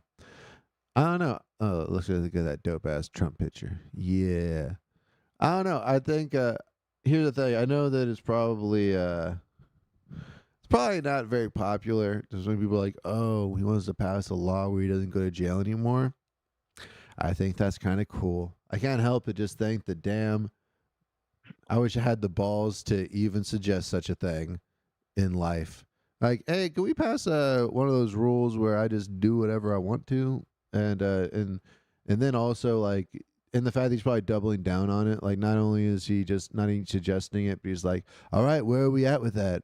Where are the updates on the me not having to go to jail forever law? Any updates? What do you mean nobody wants to pass it? What the fuck? Let me see. So, let me see. To be fair, how old is Donald Trump right now? Yeah, that's a great question. Let's see. I'll Google it. I'm sure He's you. 70 years. How is he old? How old is he? 77. 77. How old is Biden? Oh, I think he was 88. 77. Let's So see, is that like Biden's 9-year age. difference? No, 81. I'm wrong. The camera added 7 years.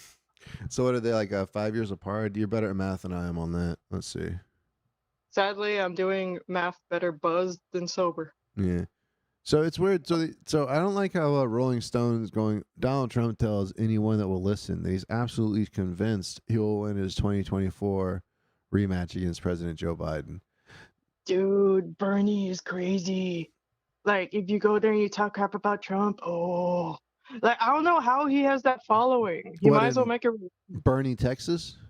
Yes. Yeah, well, see, that's what I'm saying. That people might think you're talking about Bernie Sanders. People got to keep in mind that we live in Texas. So you're saying what Bernie, Texas is big Trump country?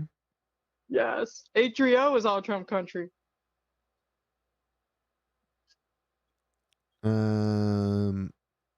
Yeah, I don't know. I don't know where to go with that. Is that shocking to you? Was it a bunch of Mexicans? Why is that shocking to you? But it's because, like, I don't know how he has so many followers, like, versus, like, Bernie and San Antonio are not that far apart, right? But if you just travel a little bit outside the city, you're kind of just met with, like, Trump, like, not propaganda, but Trump memorabilia, Trump merchandise, Trump galore. Like, if you just travel a ways out, you just find not the utopia, but like just where everyone's just bleeding Trump, pretty much. Yeah, man, I don't know. It doesn't surprise me that any person in Texas would be like right leaning, or and even also I think some people are into Trump the way that people were into like and I wasn't alive for this, but the way that I hear people talk about Ronald Reagan kind of reminds me of the way that I see people talking about Trump now, where you are more a fan of the politician more than whatever their political platform is necessarily. Like, oh, they're not a Democrat or Republican, they're like for Trump, they're a Trumpist or whatever. So I don't know what I'm saying. It doesn't really surprise me. He seems like he's got a big cult of personality, and I mean, I don't know. I guess I'm kind of biased just because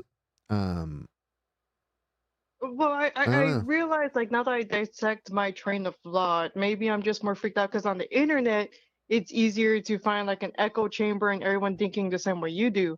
But then to find that in real life, in like a city, so I guess that was maybe why I was kind of like, or I guess I'm still kind of a little bit like, oh, people actually do this in real life. Yeah, well, so John Abraham in the chat says that Trump does good in rural areas. If he wants to call in, dude, call in. I can merge the calls. We can have a couple callers on the line at once if you want to call in. The number is 210-284-2552, or anybody in the chat wants to give their opinion on Trump.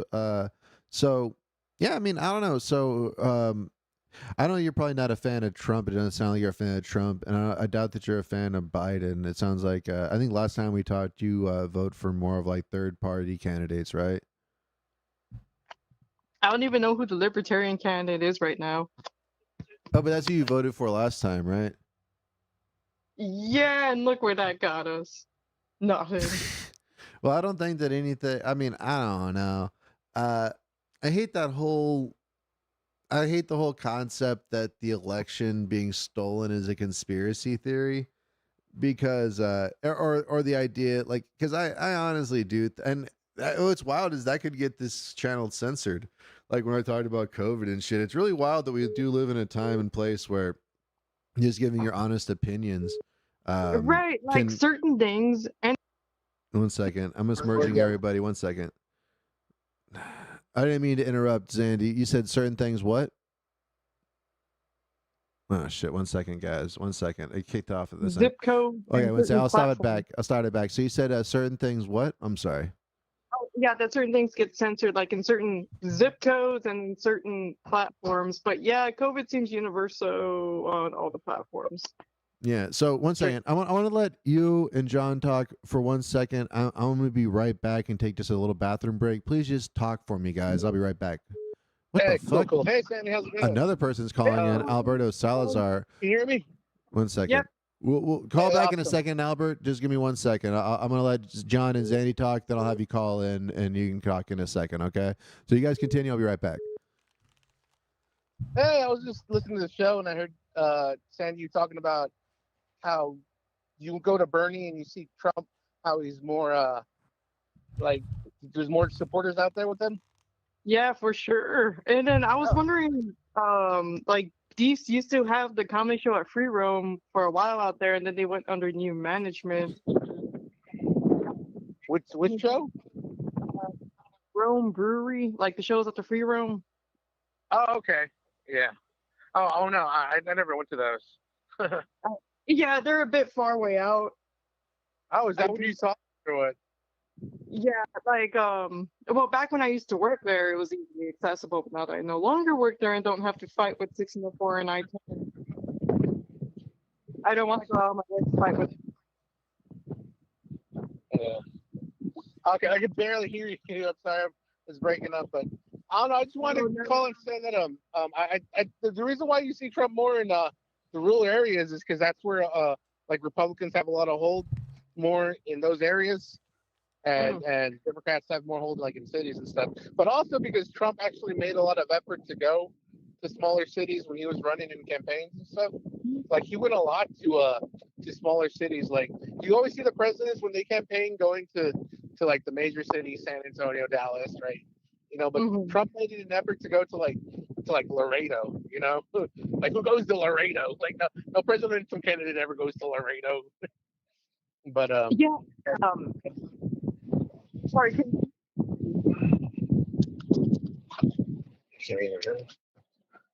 Hello? I was just saying, supposedly Biden and Trump went down to the valley. One went to Laredo, one went to Brownsville. I can't remember.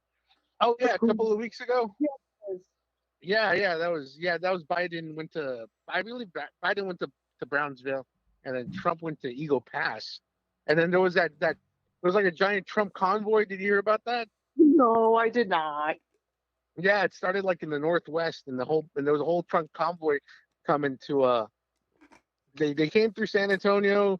They came through they came through all the South, right, and then they came through San Antonio, and then they ended up in Eagle Pass, right, and that was the day that like Trump went there and he did a little rally and stuff, and like who goes to Eagle Pass? You know, like which presidential candidate goes to Eagle Pass? No one's been there in years. Like I can't even remember. Like so, but yeah, that's why you see he has a lot of cult following in like smaller rural towns.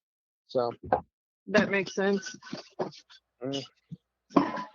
I feel like the number one tourist thing of Eagle Pass is what is that casino called? Watatachi?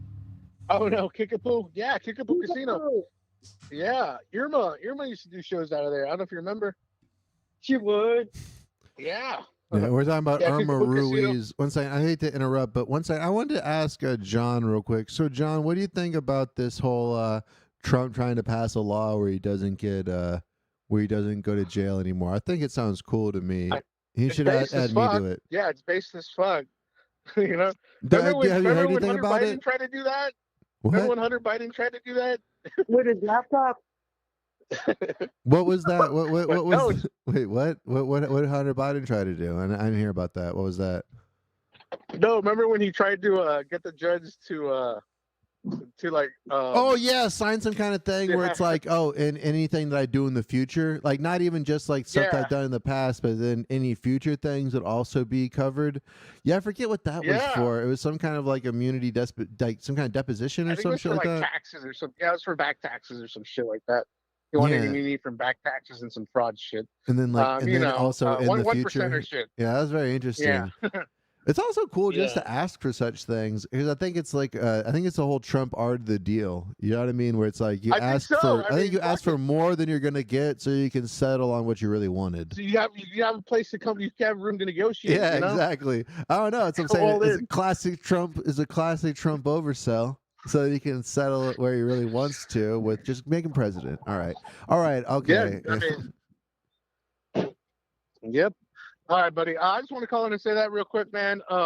We're out here. We're gonna go to the Alamo and stuff. Something's going down. So, What's it? What do you mean something's going down? I don't know. They got some like new swords here or some shit. We're gonna go check them out. Oh, I I thought guess you meant there's like actually something cool like was going down. Well, if anything political happens over there, give us a call back. I think we got about 26 minutes left on the show. So if anything pops off between then all right, and but now, hey, give us a call back. yeah. And I love your new setup for the show, dude. Looks awesome, man. We're following you, dude. Hey, So, man, yo, keep it appreciate the going. hell out of it, man. Hey, thanks so much for watching. I love you guys. And I want to get you guys in the studio soon. I was going to bring you in this time, but I wanted to kind of work on the tech shit and figure out the whole Definitely. workflow and stuff. But I love you, John. Tell Jimmy I hope she's doing good too. Love her too. And you guys are hoping the hosting Lucky Duck every Monday. Do you guys plug that yet? Put that on your way out. Oh yeah, man. We're hosting the Lucky Duck every Monday at 8:30. 9 sign up. 9 o'clock we start. So come on out. Yeah. All right. Thank you guys, man. Have a good one, Alonzo. Love you. Bye. As well, all my friends are just doing amazing shit. I surrounded myself with people that are doing awesome shit, and I've just become more amazing myself. It's beautiful how that works out. All right, so Albert Salazar, call in, man. Tell your piece, and I'll merge you into the call if you still wanted to call in. We got about 24 minutes left on the show. We're doing dope ass shit. We're having a good time. You still there, Zandy? Yes, I'm still here. I just feel like John's beacon went off, so he was called to the Alamo. What do you mean? He has his Mexican alarm went off, so he could go retake the Alamo. Yeah. I like that. Although I don't know what John's beacon would consist of. Where are you at? Why does the sound on your end sound so horrible? Oh, because we just stepped outside and we're gonna be on our way to Houston. What are you guys doing in Houston? You and the J-Man over there? There is a J man over there. He has a lot of friends that begin with the letter J. Oh yeah. So Oh, yeah. I get it. Sorry. Yeah, it's all good. I was talking about her husband James is the J-Man. So what are you guys doing in Houston? Just meeting with James' friends or what? Yes. All right. Well, that sounds fun. I'm gonna let you guys get to that. Does he want to give his opinion on any of this fucking? I'm surprised he's not talking about this political shit right there. I got the one and only James on the phone, and he doesn't want to talk about political shit. What the fuck? Just like it's kind of weird that the Italians not letting the Muslims or saying the Muslims don't have to read Dante. I mean, it's like the Italians are Dante. Ace. But, Yeah, I mean Like that being it's Bible- like part of their culture. It's like part of their it's like integral to their whole culture, right? Is that what you're saying? yeah. And as far as Trump trying to get immunity, I mean, what politician doesn't want immunity? They always want immunity Ace. for everything. That's what I'm talking about. I mean, and what he just had the balls to ask for it in front of everybody, be like, hey, let's make this shit happen. Instead of making it top secret. I don't know. That's what I'm saying. People want to hate the guy for doing what everybody wants to do. 1 second. We got Albert Salazar. Let me bring him on here. Give me 1 second. We're going to do the hold. And we're going to do the merge. We're going to do the dimensional merge. And we're back online. I got Albert Salazar Ace. and James on the line. What's up, y'all? Hey, is this the Bible hour? Yep.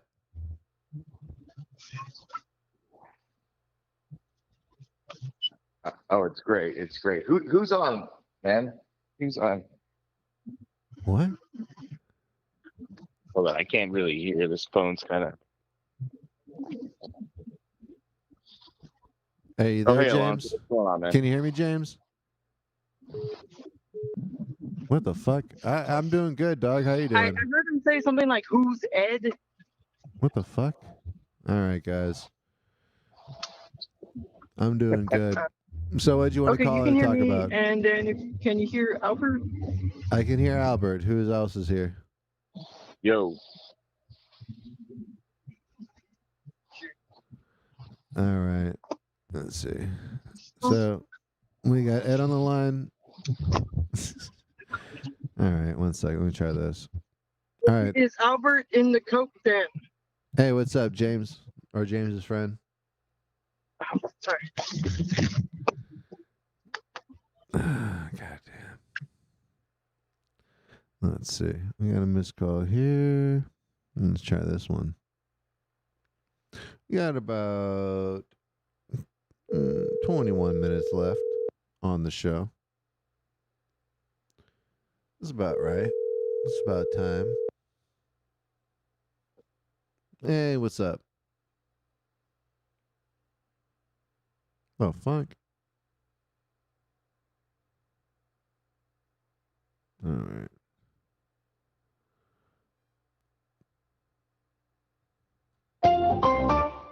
The wireless customer you are calling is not available. All right. And let's try this one.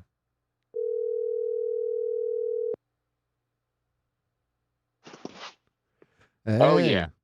Oh, all right. You're back on Bad First Impressions Live. How's it going, man? Oh, it's great out here, man. I'm down here in Beeville, Texas. Let me tell you, man, the oak trees are, oh shit, now some asshole just started his motorcycle right next to my mom's house. But the oak trees are blowing, the birds are chirping, and it's a beautiful Saturday. It's Saturday, right? Yeah, beautiful Saturday. Beautiful, beautiful. And what do you got planned for this weekend? What? Actually, no, I don't care about that. What'd you call in for, man? What's on your mind? What do you want to talk about? Oh, I just came in to say, hey, what's up, man? I'm a big fan of the show. I didn't really get to talk to you too much after the show we did a couple of weeks ago down here in Corpus. But yeah, you guys did a fucking fantastic job. And I think we're gonna do a live stream, I think the next morning at Aaron's house, right? But I think we had to leave. That's what it was. We had to take off, and maybe I had some technical difficulties as well. Yeah, well, yeah, just what happened. Everybody slept in and stuff. It didn't make any sense. But yeah, man. Well, next time you're in San Antonio, if you're here on a Saturday, we have you down. We have to have you on the show. Oh yeah, and I'll bring the McDonald's Lone Star Tall Boys. Aced. That's a classic of the show. You gotta put the tall boy in a McDonald's bag in honor of Morgan Spurlockers. Morgan Spurlocker. Okay, did they say how he died? What was going on with him? Cancer. Oh, cancer. That's right. Yeah, which is wild. It was funny. Zandy, I told her about it earlier. She's like, "Did they say what kind of cancer?" And I'm like, "No." And she's like, "It was ass cancer." I'm like, "Oh, that's fucking genius." Aced. Yeah, it was. It probably was. Because they never say it's anal cancer, and because then it's like colon cancer. Nobody wants to put colon in their obituary. Yeah, nobody. Yeah, exactly. Nobody wants to put colon. Actually, if I died of colon cancer, I would be like, you know what? Just put it all out there, man. Just put it. I had cancer in my ass. He loved everybody equally, and yeah, put everything. I don't care. I'm not ashamed. Yeah, he had butt cancer. That'd be funnier. Yeah, exactly. Like make my obituary funny, because I want to go out on a laugh. So yeah, put that I have butt cancer. Put that I ate too many cheeseburgers apparently, and fucking croaked on the toilet like Elvis. I don't know. Yeah. So what'd you think about the Muslim thing where they what was it? They let the Muslim kids not learn the Dante's Inferno thing. I don't know. It said that Europeans were enraged. I didn't really read any enragement in there. But what do you think? Do you think kids should be exempt from learning things that are against their religion? You're talking about Dante's Inferno, the movie? It was the poem by fucking, I guess, Dante. I don't know. Whoever wrote Dante's Inferno, I think it was written by another guy, but about a guy named Dante. But either way, but but I mean, that's the example is that Dante's Inferno is being taught in Italian schools, and they let these two Muslim kids not learn it because they literally say that, the Prophet Muhammad and his cousin Ali are getting, tortured in hell, basically, and they're like, all right, well, you guys don't got to do this. But just as as kind of extrapolate that point, do you think that it's, and people, I guess, are annoyed by that, but do you think that it's, people should be annoyed if you're in school and you're supposedly being required to learn something that's very antithetical or even almost blasphemous to your religion or your I don't know, life views, your ethical hierarchy or whatever like that. Do you think that you should be required to learn those things, or do you think you should be given an exemption on religious grounds? I guess it's kind of the question. Yeah, it's one of those things. Okay, first of all, we'll say it like this, right? The movie, the 1983 blockbuster movie Dante's Inferno, first of all, nobody should be watching that. Second of all, I think a lot of these like religious like zealots or whatever, man, like they really I think religion is very anti-education. You know what I'm saying? So it's like I don't want to get too much into it, but yeah, I think that all children should be taught pretty much everything. You know what I mean? And be able to make their own inferences later in life or even now. So that's just all I got to say about that. That could be going on with like a Catholic school or like, a local Christian school. It's not that I'm being like anti-Muslim or anything like that. It's mainly like I'm just more or less like anti-religion, I guess. All right. Well, what do you think that, let's just say that for whatever reason, the curriculum was forcing you to learn religion so you had a better handle on, what most, or not most, but a large majority of people seem to base their life or their decisions on and stuff like that. Do you think that non-religious people should be mandated to learn religious things? Oh, absolutely. But what if they say that if you're not religious, you'll burn in hell forever? Do you think you should be? See, that's where you're crossing the line a little bit. You know what I mean? Like, yes, of course, like, it's the same thing. You know what I mean? Like, it's non-religious people, I mean, non-religious children, right? Or like, children from like atheist or agnostic parents, like going to school. Like, say, for instance, if I had kids going to school, I would not mind them learning about like different religions and even like parts of the Bible and stuff like that too. But you said, right when you're talking about like, if you don't, agree with this or want to learn this, you're going to go to hell. That's kind of crossing the line a little bit, man. And that's where I think a lot of these like educators and stuff like that get a lot of things wrong. Well, so I think so. You agree then that these Muslim kids should be allowed not to learn about the Dante's Inferno thing because in Dante's Inferno, the reason that they're kind of exempting these Muslim kids is because it says that Muhammad, the Prophet Muhammad, and his cousin Ali are burning in hell and being tortured in hell. Oh, so yeah, I'm not familiar with the Dante's Inferno poem. Like I said, I'm more familiar with the 1993 action-packed motion picture. Did Muhammad show up in Dante's Inferno or no in the movie in the action-packed? No, I think no, it had nothing to do with that. I think it was about the volcano or some shit. Oh shit! Okay, so yeah, so you ever heard of the Divine Comedy? No. Yeah, it's about this dude named Dante that goes to hell and he like travels through hell and purgatory and like the 7 like rings of hell and shit like that. Yeah. Or maybe there's more than 7. There might be 8 or 12. I don't know. I didn't read it. Yeah. I didn't go to Italian school, and if I did, I would have said I was Muslim, so I didn't have to learn this shit. But me and my homie Muhammad are gonna go outside and not learn this bullshit. We're gonna smoke doobies in the parking lot. Pass that shit, Muhammad. Exactly. Damn, No, I mean, Muhammad, like, you hogging the weed, Muhammad. Go on, I'm sorry. no, I mean, like, nobody's like born religious. You know what I mean? You learn that from your parents and, community members. You know what I mean? Like, it's just one of those things you kind of just, you're kind of just born into it. And I'm all about empowering, like, children to make their own decisions. So yeah, I mean, like, in a way, fuck it. You know what I mean? Go ahead and teach them the Dante's Inferno. I gotta look And up what is the term religion mean, because I mean, you gotta think some people are born religious because religion was created by somebody, right? yeah, So it's not like, so somebody had to have been born that way or somehow, like, I mean, what I'm saying, I think that there's something in humanity that you're born with that lends you to religion or some form of religion. So I think each person kind of has their own religion, and then these wider religious ideas kind of are the oh shit, I got the AI tracking on. Fucking hell. That's annoying. Let me turn it back to that's Rufus Cam. Let me go back over here. There we go. Yeah, but I think everybody kind of has their own idea of how spirituality works, and you kind of just figure out the religion that closest matches what you already grown up feeling. yeah. Um, so I don't know. I mean, I guess that kind of makes sense. I mean, but how much do you think that you rebelled as a kid versus from what your parents taught you?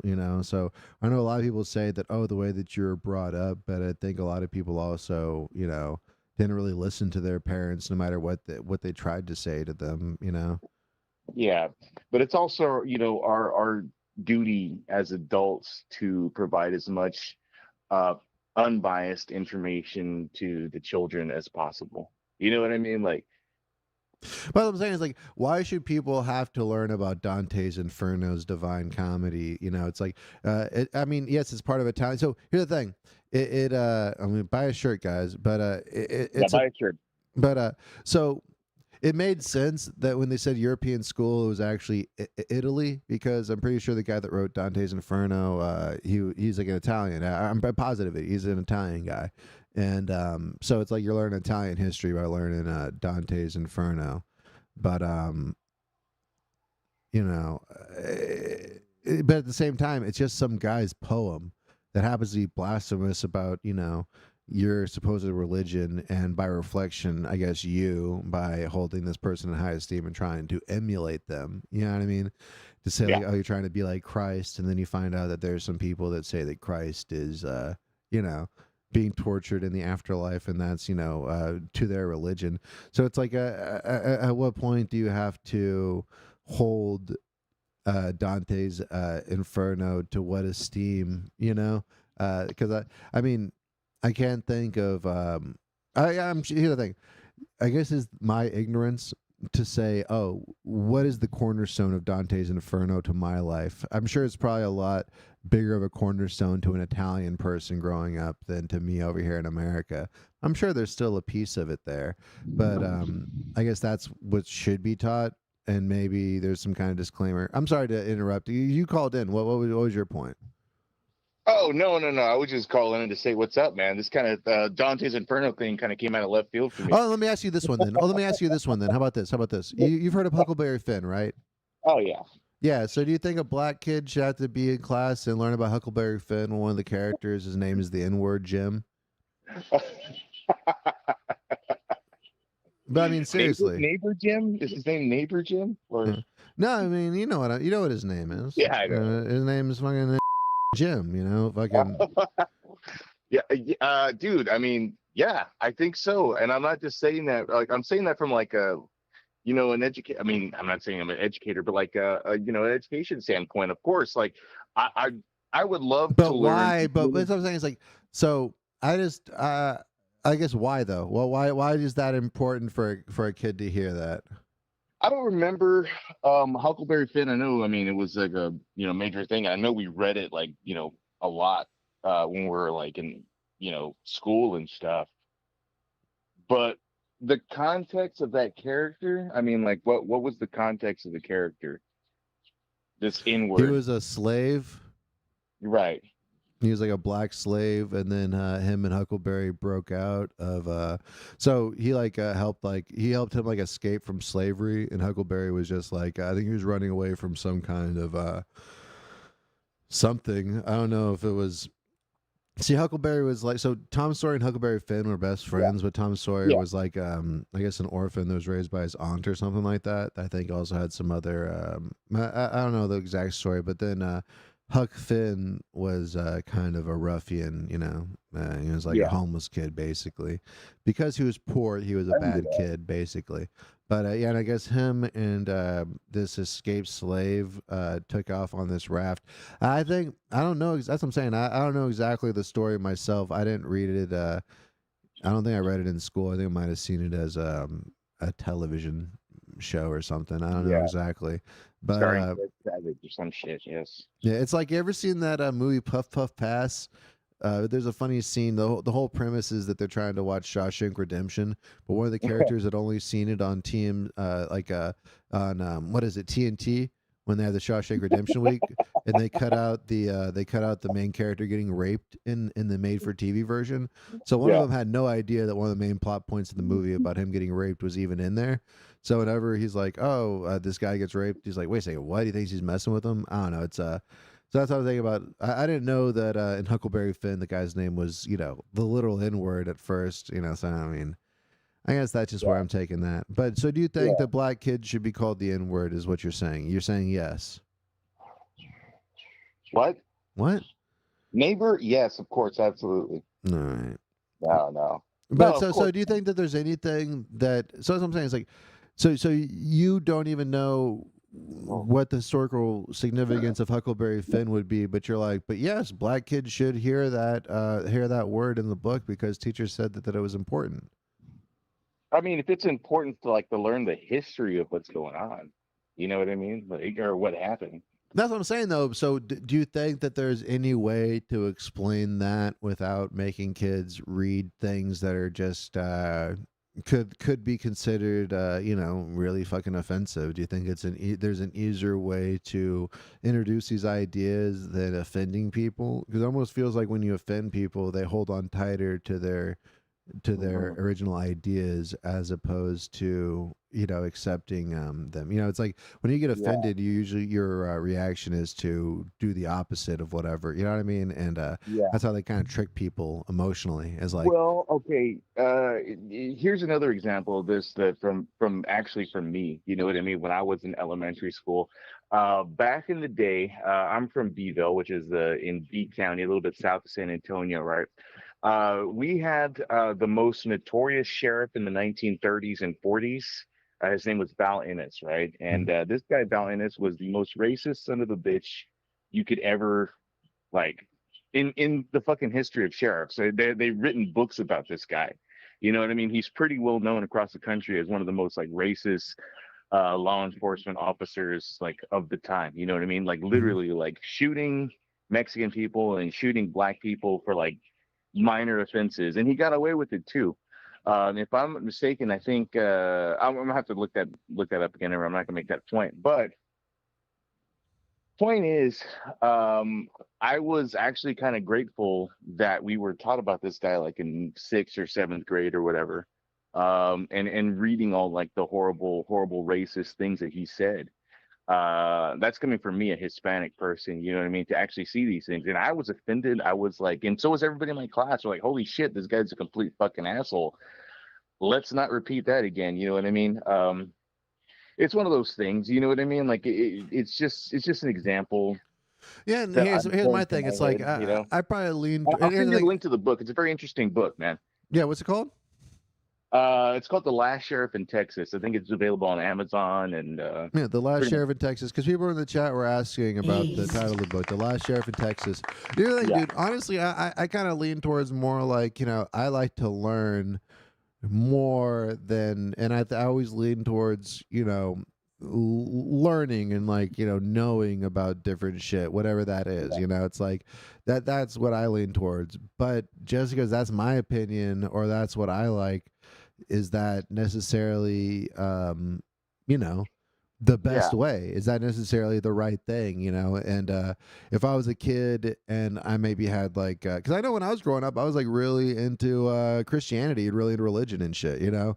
And when I heard like goth stuff, like Satanism stuff, I like really was like, what? Oh, this person's bad. Oh my God. You know, which is, I mean, not necessarily that they were, but you can have a visceral reaction to stuff because you're so passionate about it. And I guess you had to be exposed to some, like, or not, you don't have to be, but either you're going to be exposed to it in one way in a healthy scenario, or you're just going to get slapped in the face with it at one point or another throughout the world.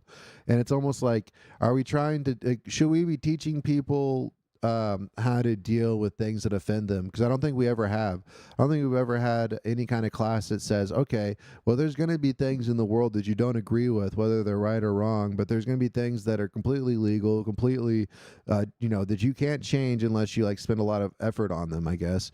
But are, you know, but are going to offend you, you know, and how are you going to deal with that in a healthy way? How are you going to actually accept that, you know, you're not entitled to not having to feel that emotion, you know? There's, you know, the world can't change to, you know, whatever, I guess. So, you know, I guess you know what I'm trying to say. I hope. I don't know. Yeah, of course. You know, and by not having those conversations, right? I think you do like a great detriment to like these kids. You know what I mean? Like the whole like Dante's Inferno thing. Like I said, I'm not familiar with the story. I'm more familiar with the 1993 blockbuster hit movie Dante's Inferno, which I could be wrong on the title anyway. But we'll have to watch yeah, it. We'll have to it's the watch same. it. It's the same thing. You know what I mean? And it's like it's not going to be easy, but you know, you can't just block out history. Now it's another thing to say like oh, Confederate monuments, right, need to be taken down, which I do kind of think, you know what I mean, it's like Confederate monuments are like a whole nother story. It's like glorifying these like fucking racist pieces of shit, and then, you know, they need to be taken down from like a public place and actually put into a museum. That's just my personal opinion. It doesn't really matter, but that's totally different than actually teaching literature and history to like children and omitting certain things that you might find offensive or, you know, not akin to your values, you know? Well, yeah, when that whole shit about the monuments thing, when it comes to like, oh, you're getting rid of history, you know, it's like by taking down a monument, you can't get rid of slavery, you know, that's always going to exist. But you should, as a society, be able to choose what you want to make a monument. You know what I mean? You can't let like people like 200 years ago decide, okay, this is what we're going to make a monument for eternity. You know what I mean? Like this is, you know, it's I don't know. I understand why they want to take out some Civil War people's like statues and stuff. I mean, I think it's kind of silly because, like I said, I think that what it does is I think it does whitewash history, you know, because it's like you should, like, if you're going to take down the statue, you should at least have a little monument that said that this statue used to exist here, you know? Something like that. Yeah, Right? Well, because that's what museums are for. no, And but it's not not even about, like, that. But I mean, whitewashing history, it should be forgetting, like, at what that happened. place. It's more or less like, hey, why the fuck is there a statue of Saddam Hussein in our downtown square? I You mean, know but what I here's the mean? thing. Like that type of shit. But That's what why I I'd tore like to that down. do is Did we if forget who yeah. Saddam Hussein was? No. Well, no, I mean, but they some people might. do that. But people might is what I'm fucking trying to say. It's like if we take at Travis Park, there should be a little monument of that little fucking statue thing, and it should be down there, and it should be nailed down to a cement thing. It should say, "This was the statue of this guy, and it was here for this long, and that's what the values these people held at this time." And so, because what they're trying to do is whitewash the fact that people ever felt that way, which I think is even more disgusting than people. You know, you get what I'm saying? It's like. Hello. 1 second. Turn down your mic. Turn down your thing if you're listening to the show. Turn down the show if you're listening to the show. It's playing in the background. What's up? Hey, what's up, Alonzo? What's up, DeBasquez? All right, we're gonna end the show in just a minute. We're gonna end in the next 8 minutes. What do you got to say, my man? Oh, nothing. You guys are talking about statues?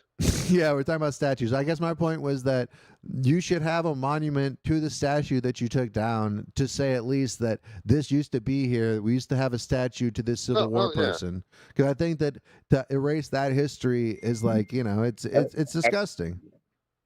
A statue for a statue. Yeah, exactly. Well, I mean, a statue like, for a statue. Why in, like, not? some like Soviet ex-Soviet countries, they still have big statues of Lenin.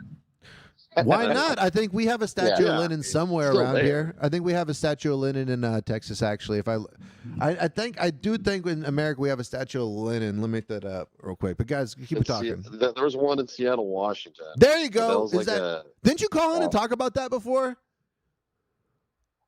No. I feel like you told me about Did this. That I feel like you told me about it. Maybe if it wasn't on the show, it might have been after the show. Because I feel like we've had this conversation. Like, well, it's one of those things people talk about. It's the fucking statues and shit. But yeah, go on. Yeah, I'm sorry. As long as we don't have check it out. As long as we don't have a statue of Yoko Ono, we're fine, guys.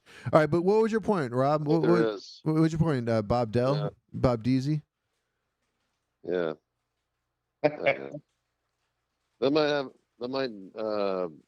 might have a statue of Jerry Seinfeld someday. All right, what was your point about the statue? Do you think that we should have, like, what was your point about the statues, Bob? You called in. Come on, sexy. Knock it out of the I park. think we should abolish all statues, to be honest. Oh, yeah? What if we had a statue of Robert Del Bosque? You'd probably like that. No.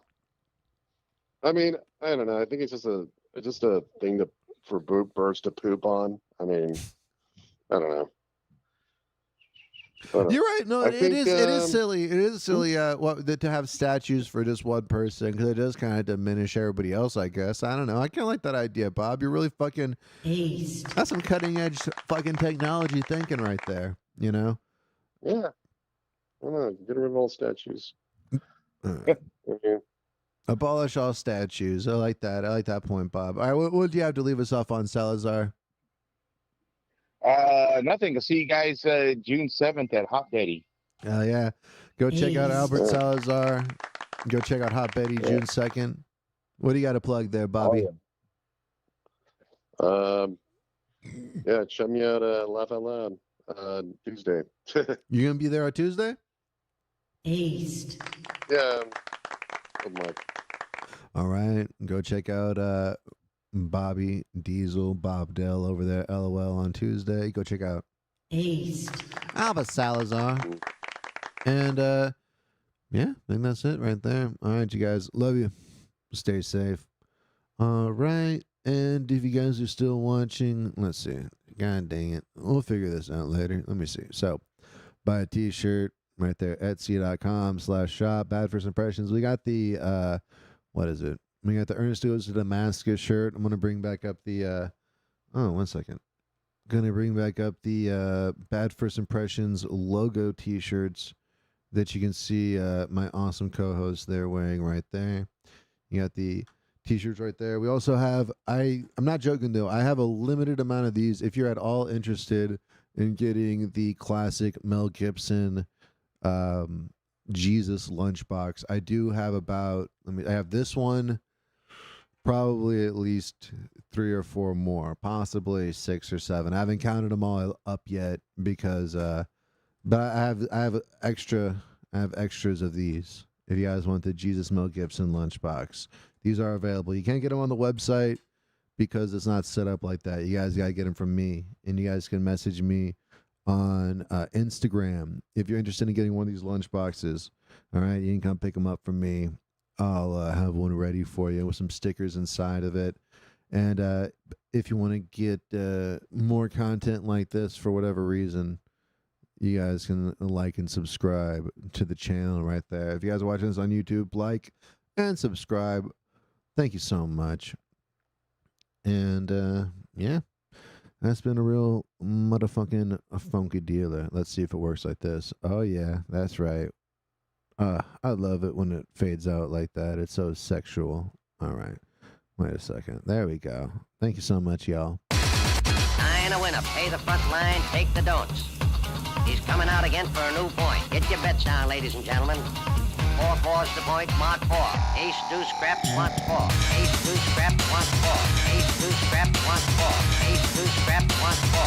Ace, deuce, scrap, want 4. Scrap, want 4. Who wants the hard 4? 5 wants 4. Check me out, y'all. 9 a winner. Got a hot hand. Place your bets, ladies and gentlemen. 9 a winner. Got a hot hand. Place your bets, ladies and gentlemen. 4, and he made us the hard way. Pay the front line, take the hard. You have a shooter and a good one.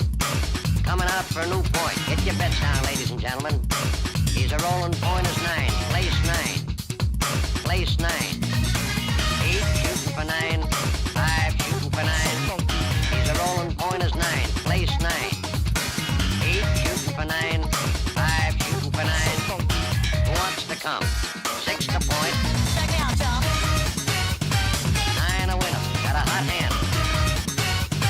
Place your bets, ladies and gentlemen. 9 a winner. Got a hot hand. Place your bets. Place your bets.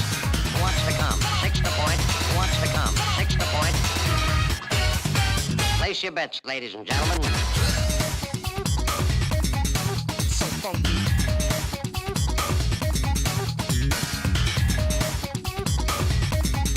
So funky. Check me out, y'all. 8 shooting for 9. 5 shooting for 9. He's a rolling point is 9. Place 9. 8 shooting for 9. 5 shooting for 9. Who wants to come?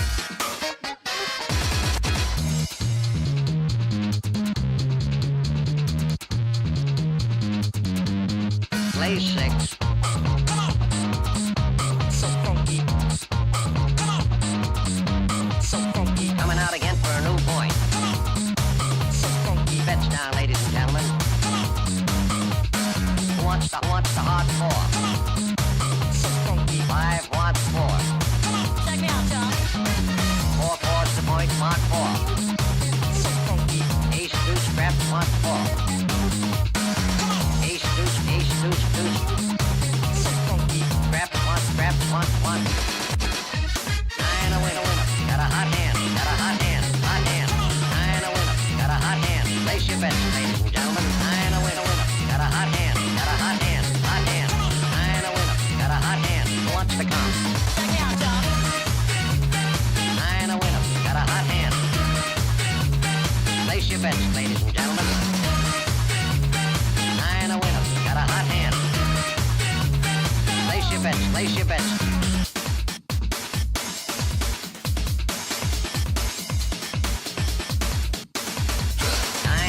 Pay the front line, take the don'ts. He's coming out again for a new point. Get your bets down, ladies and gentlemen. 4 fours to point, mark 4.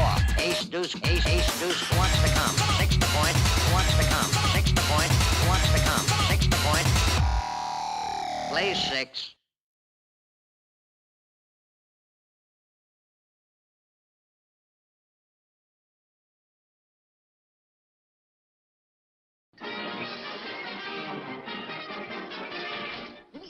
That's all, folks.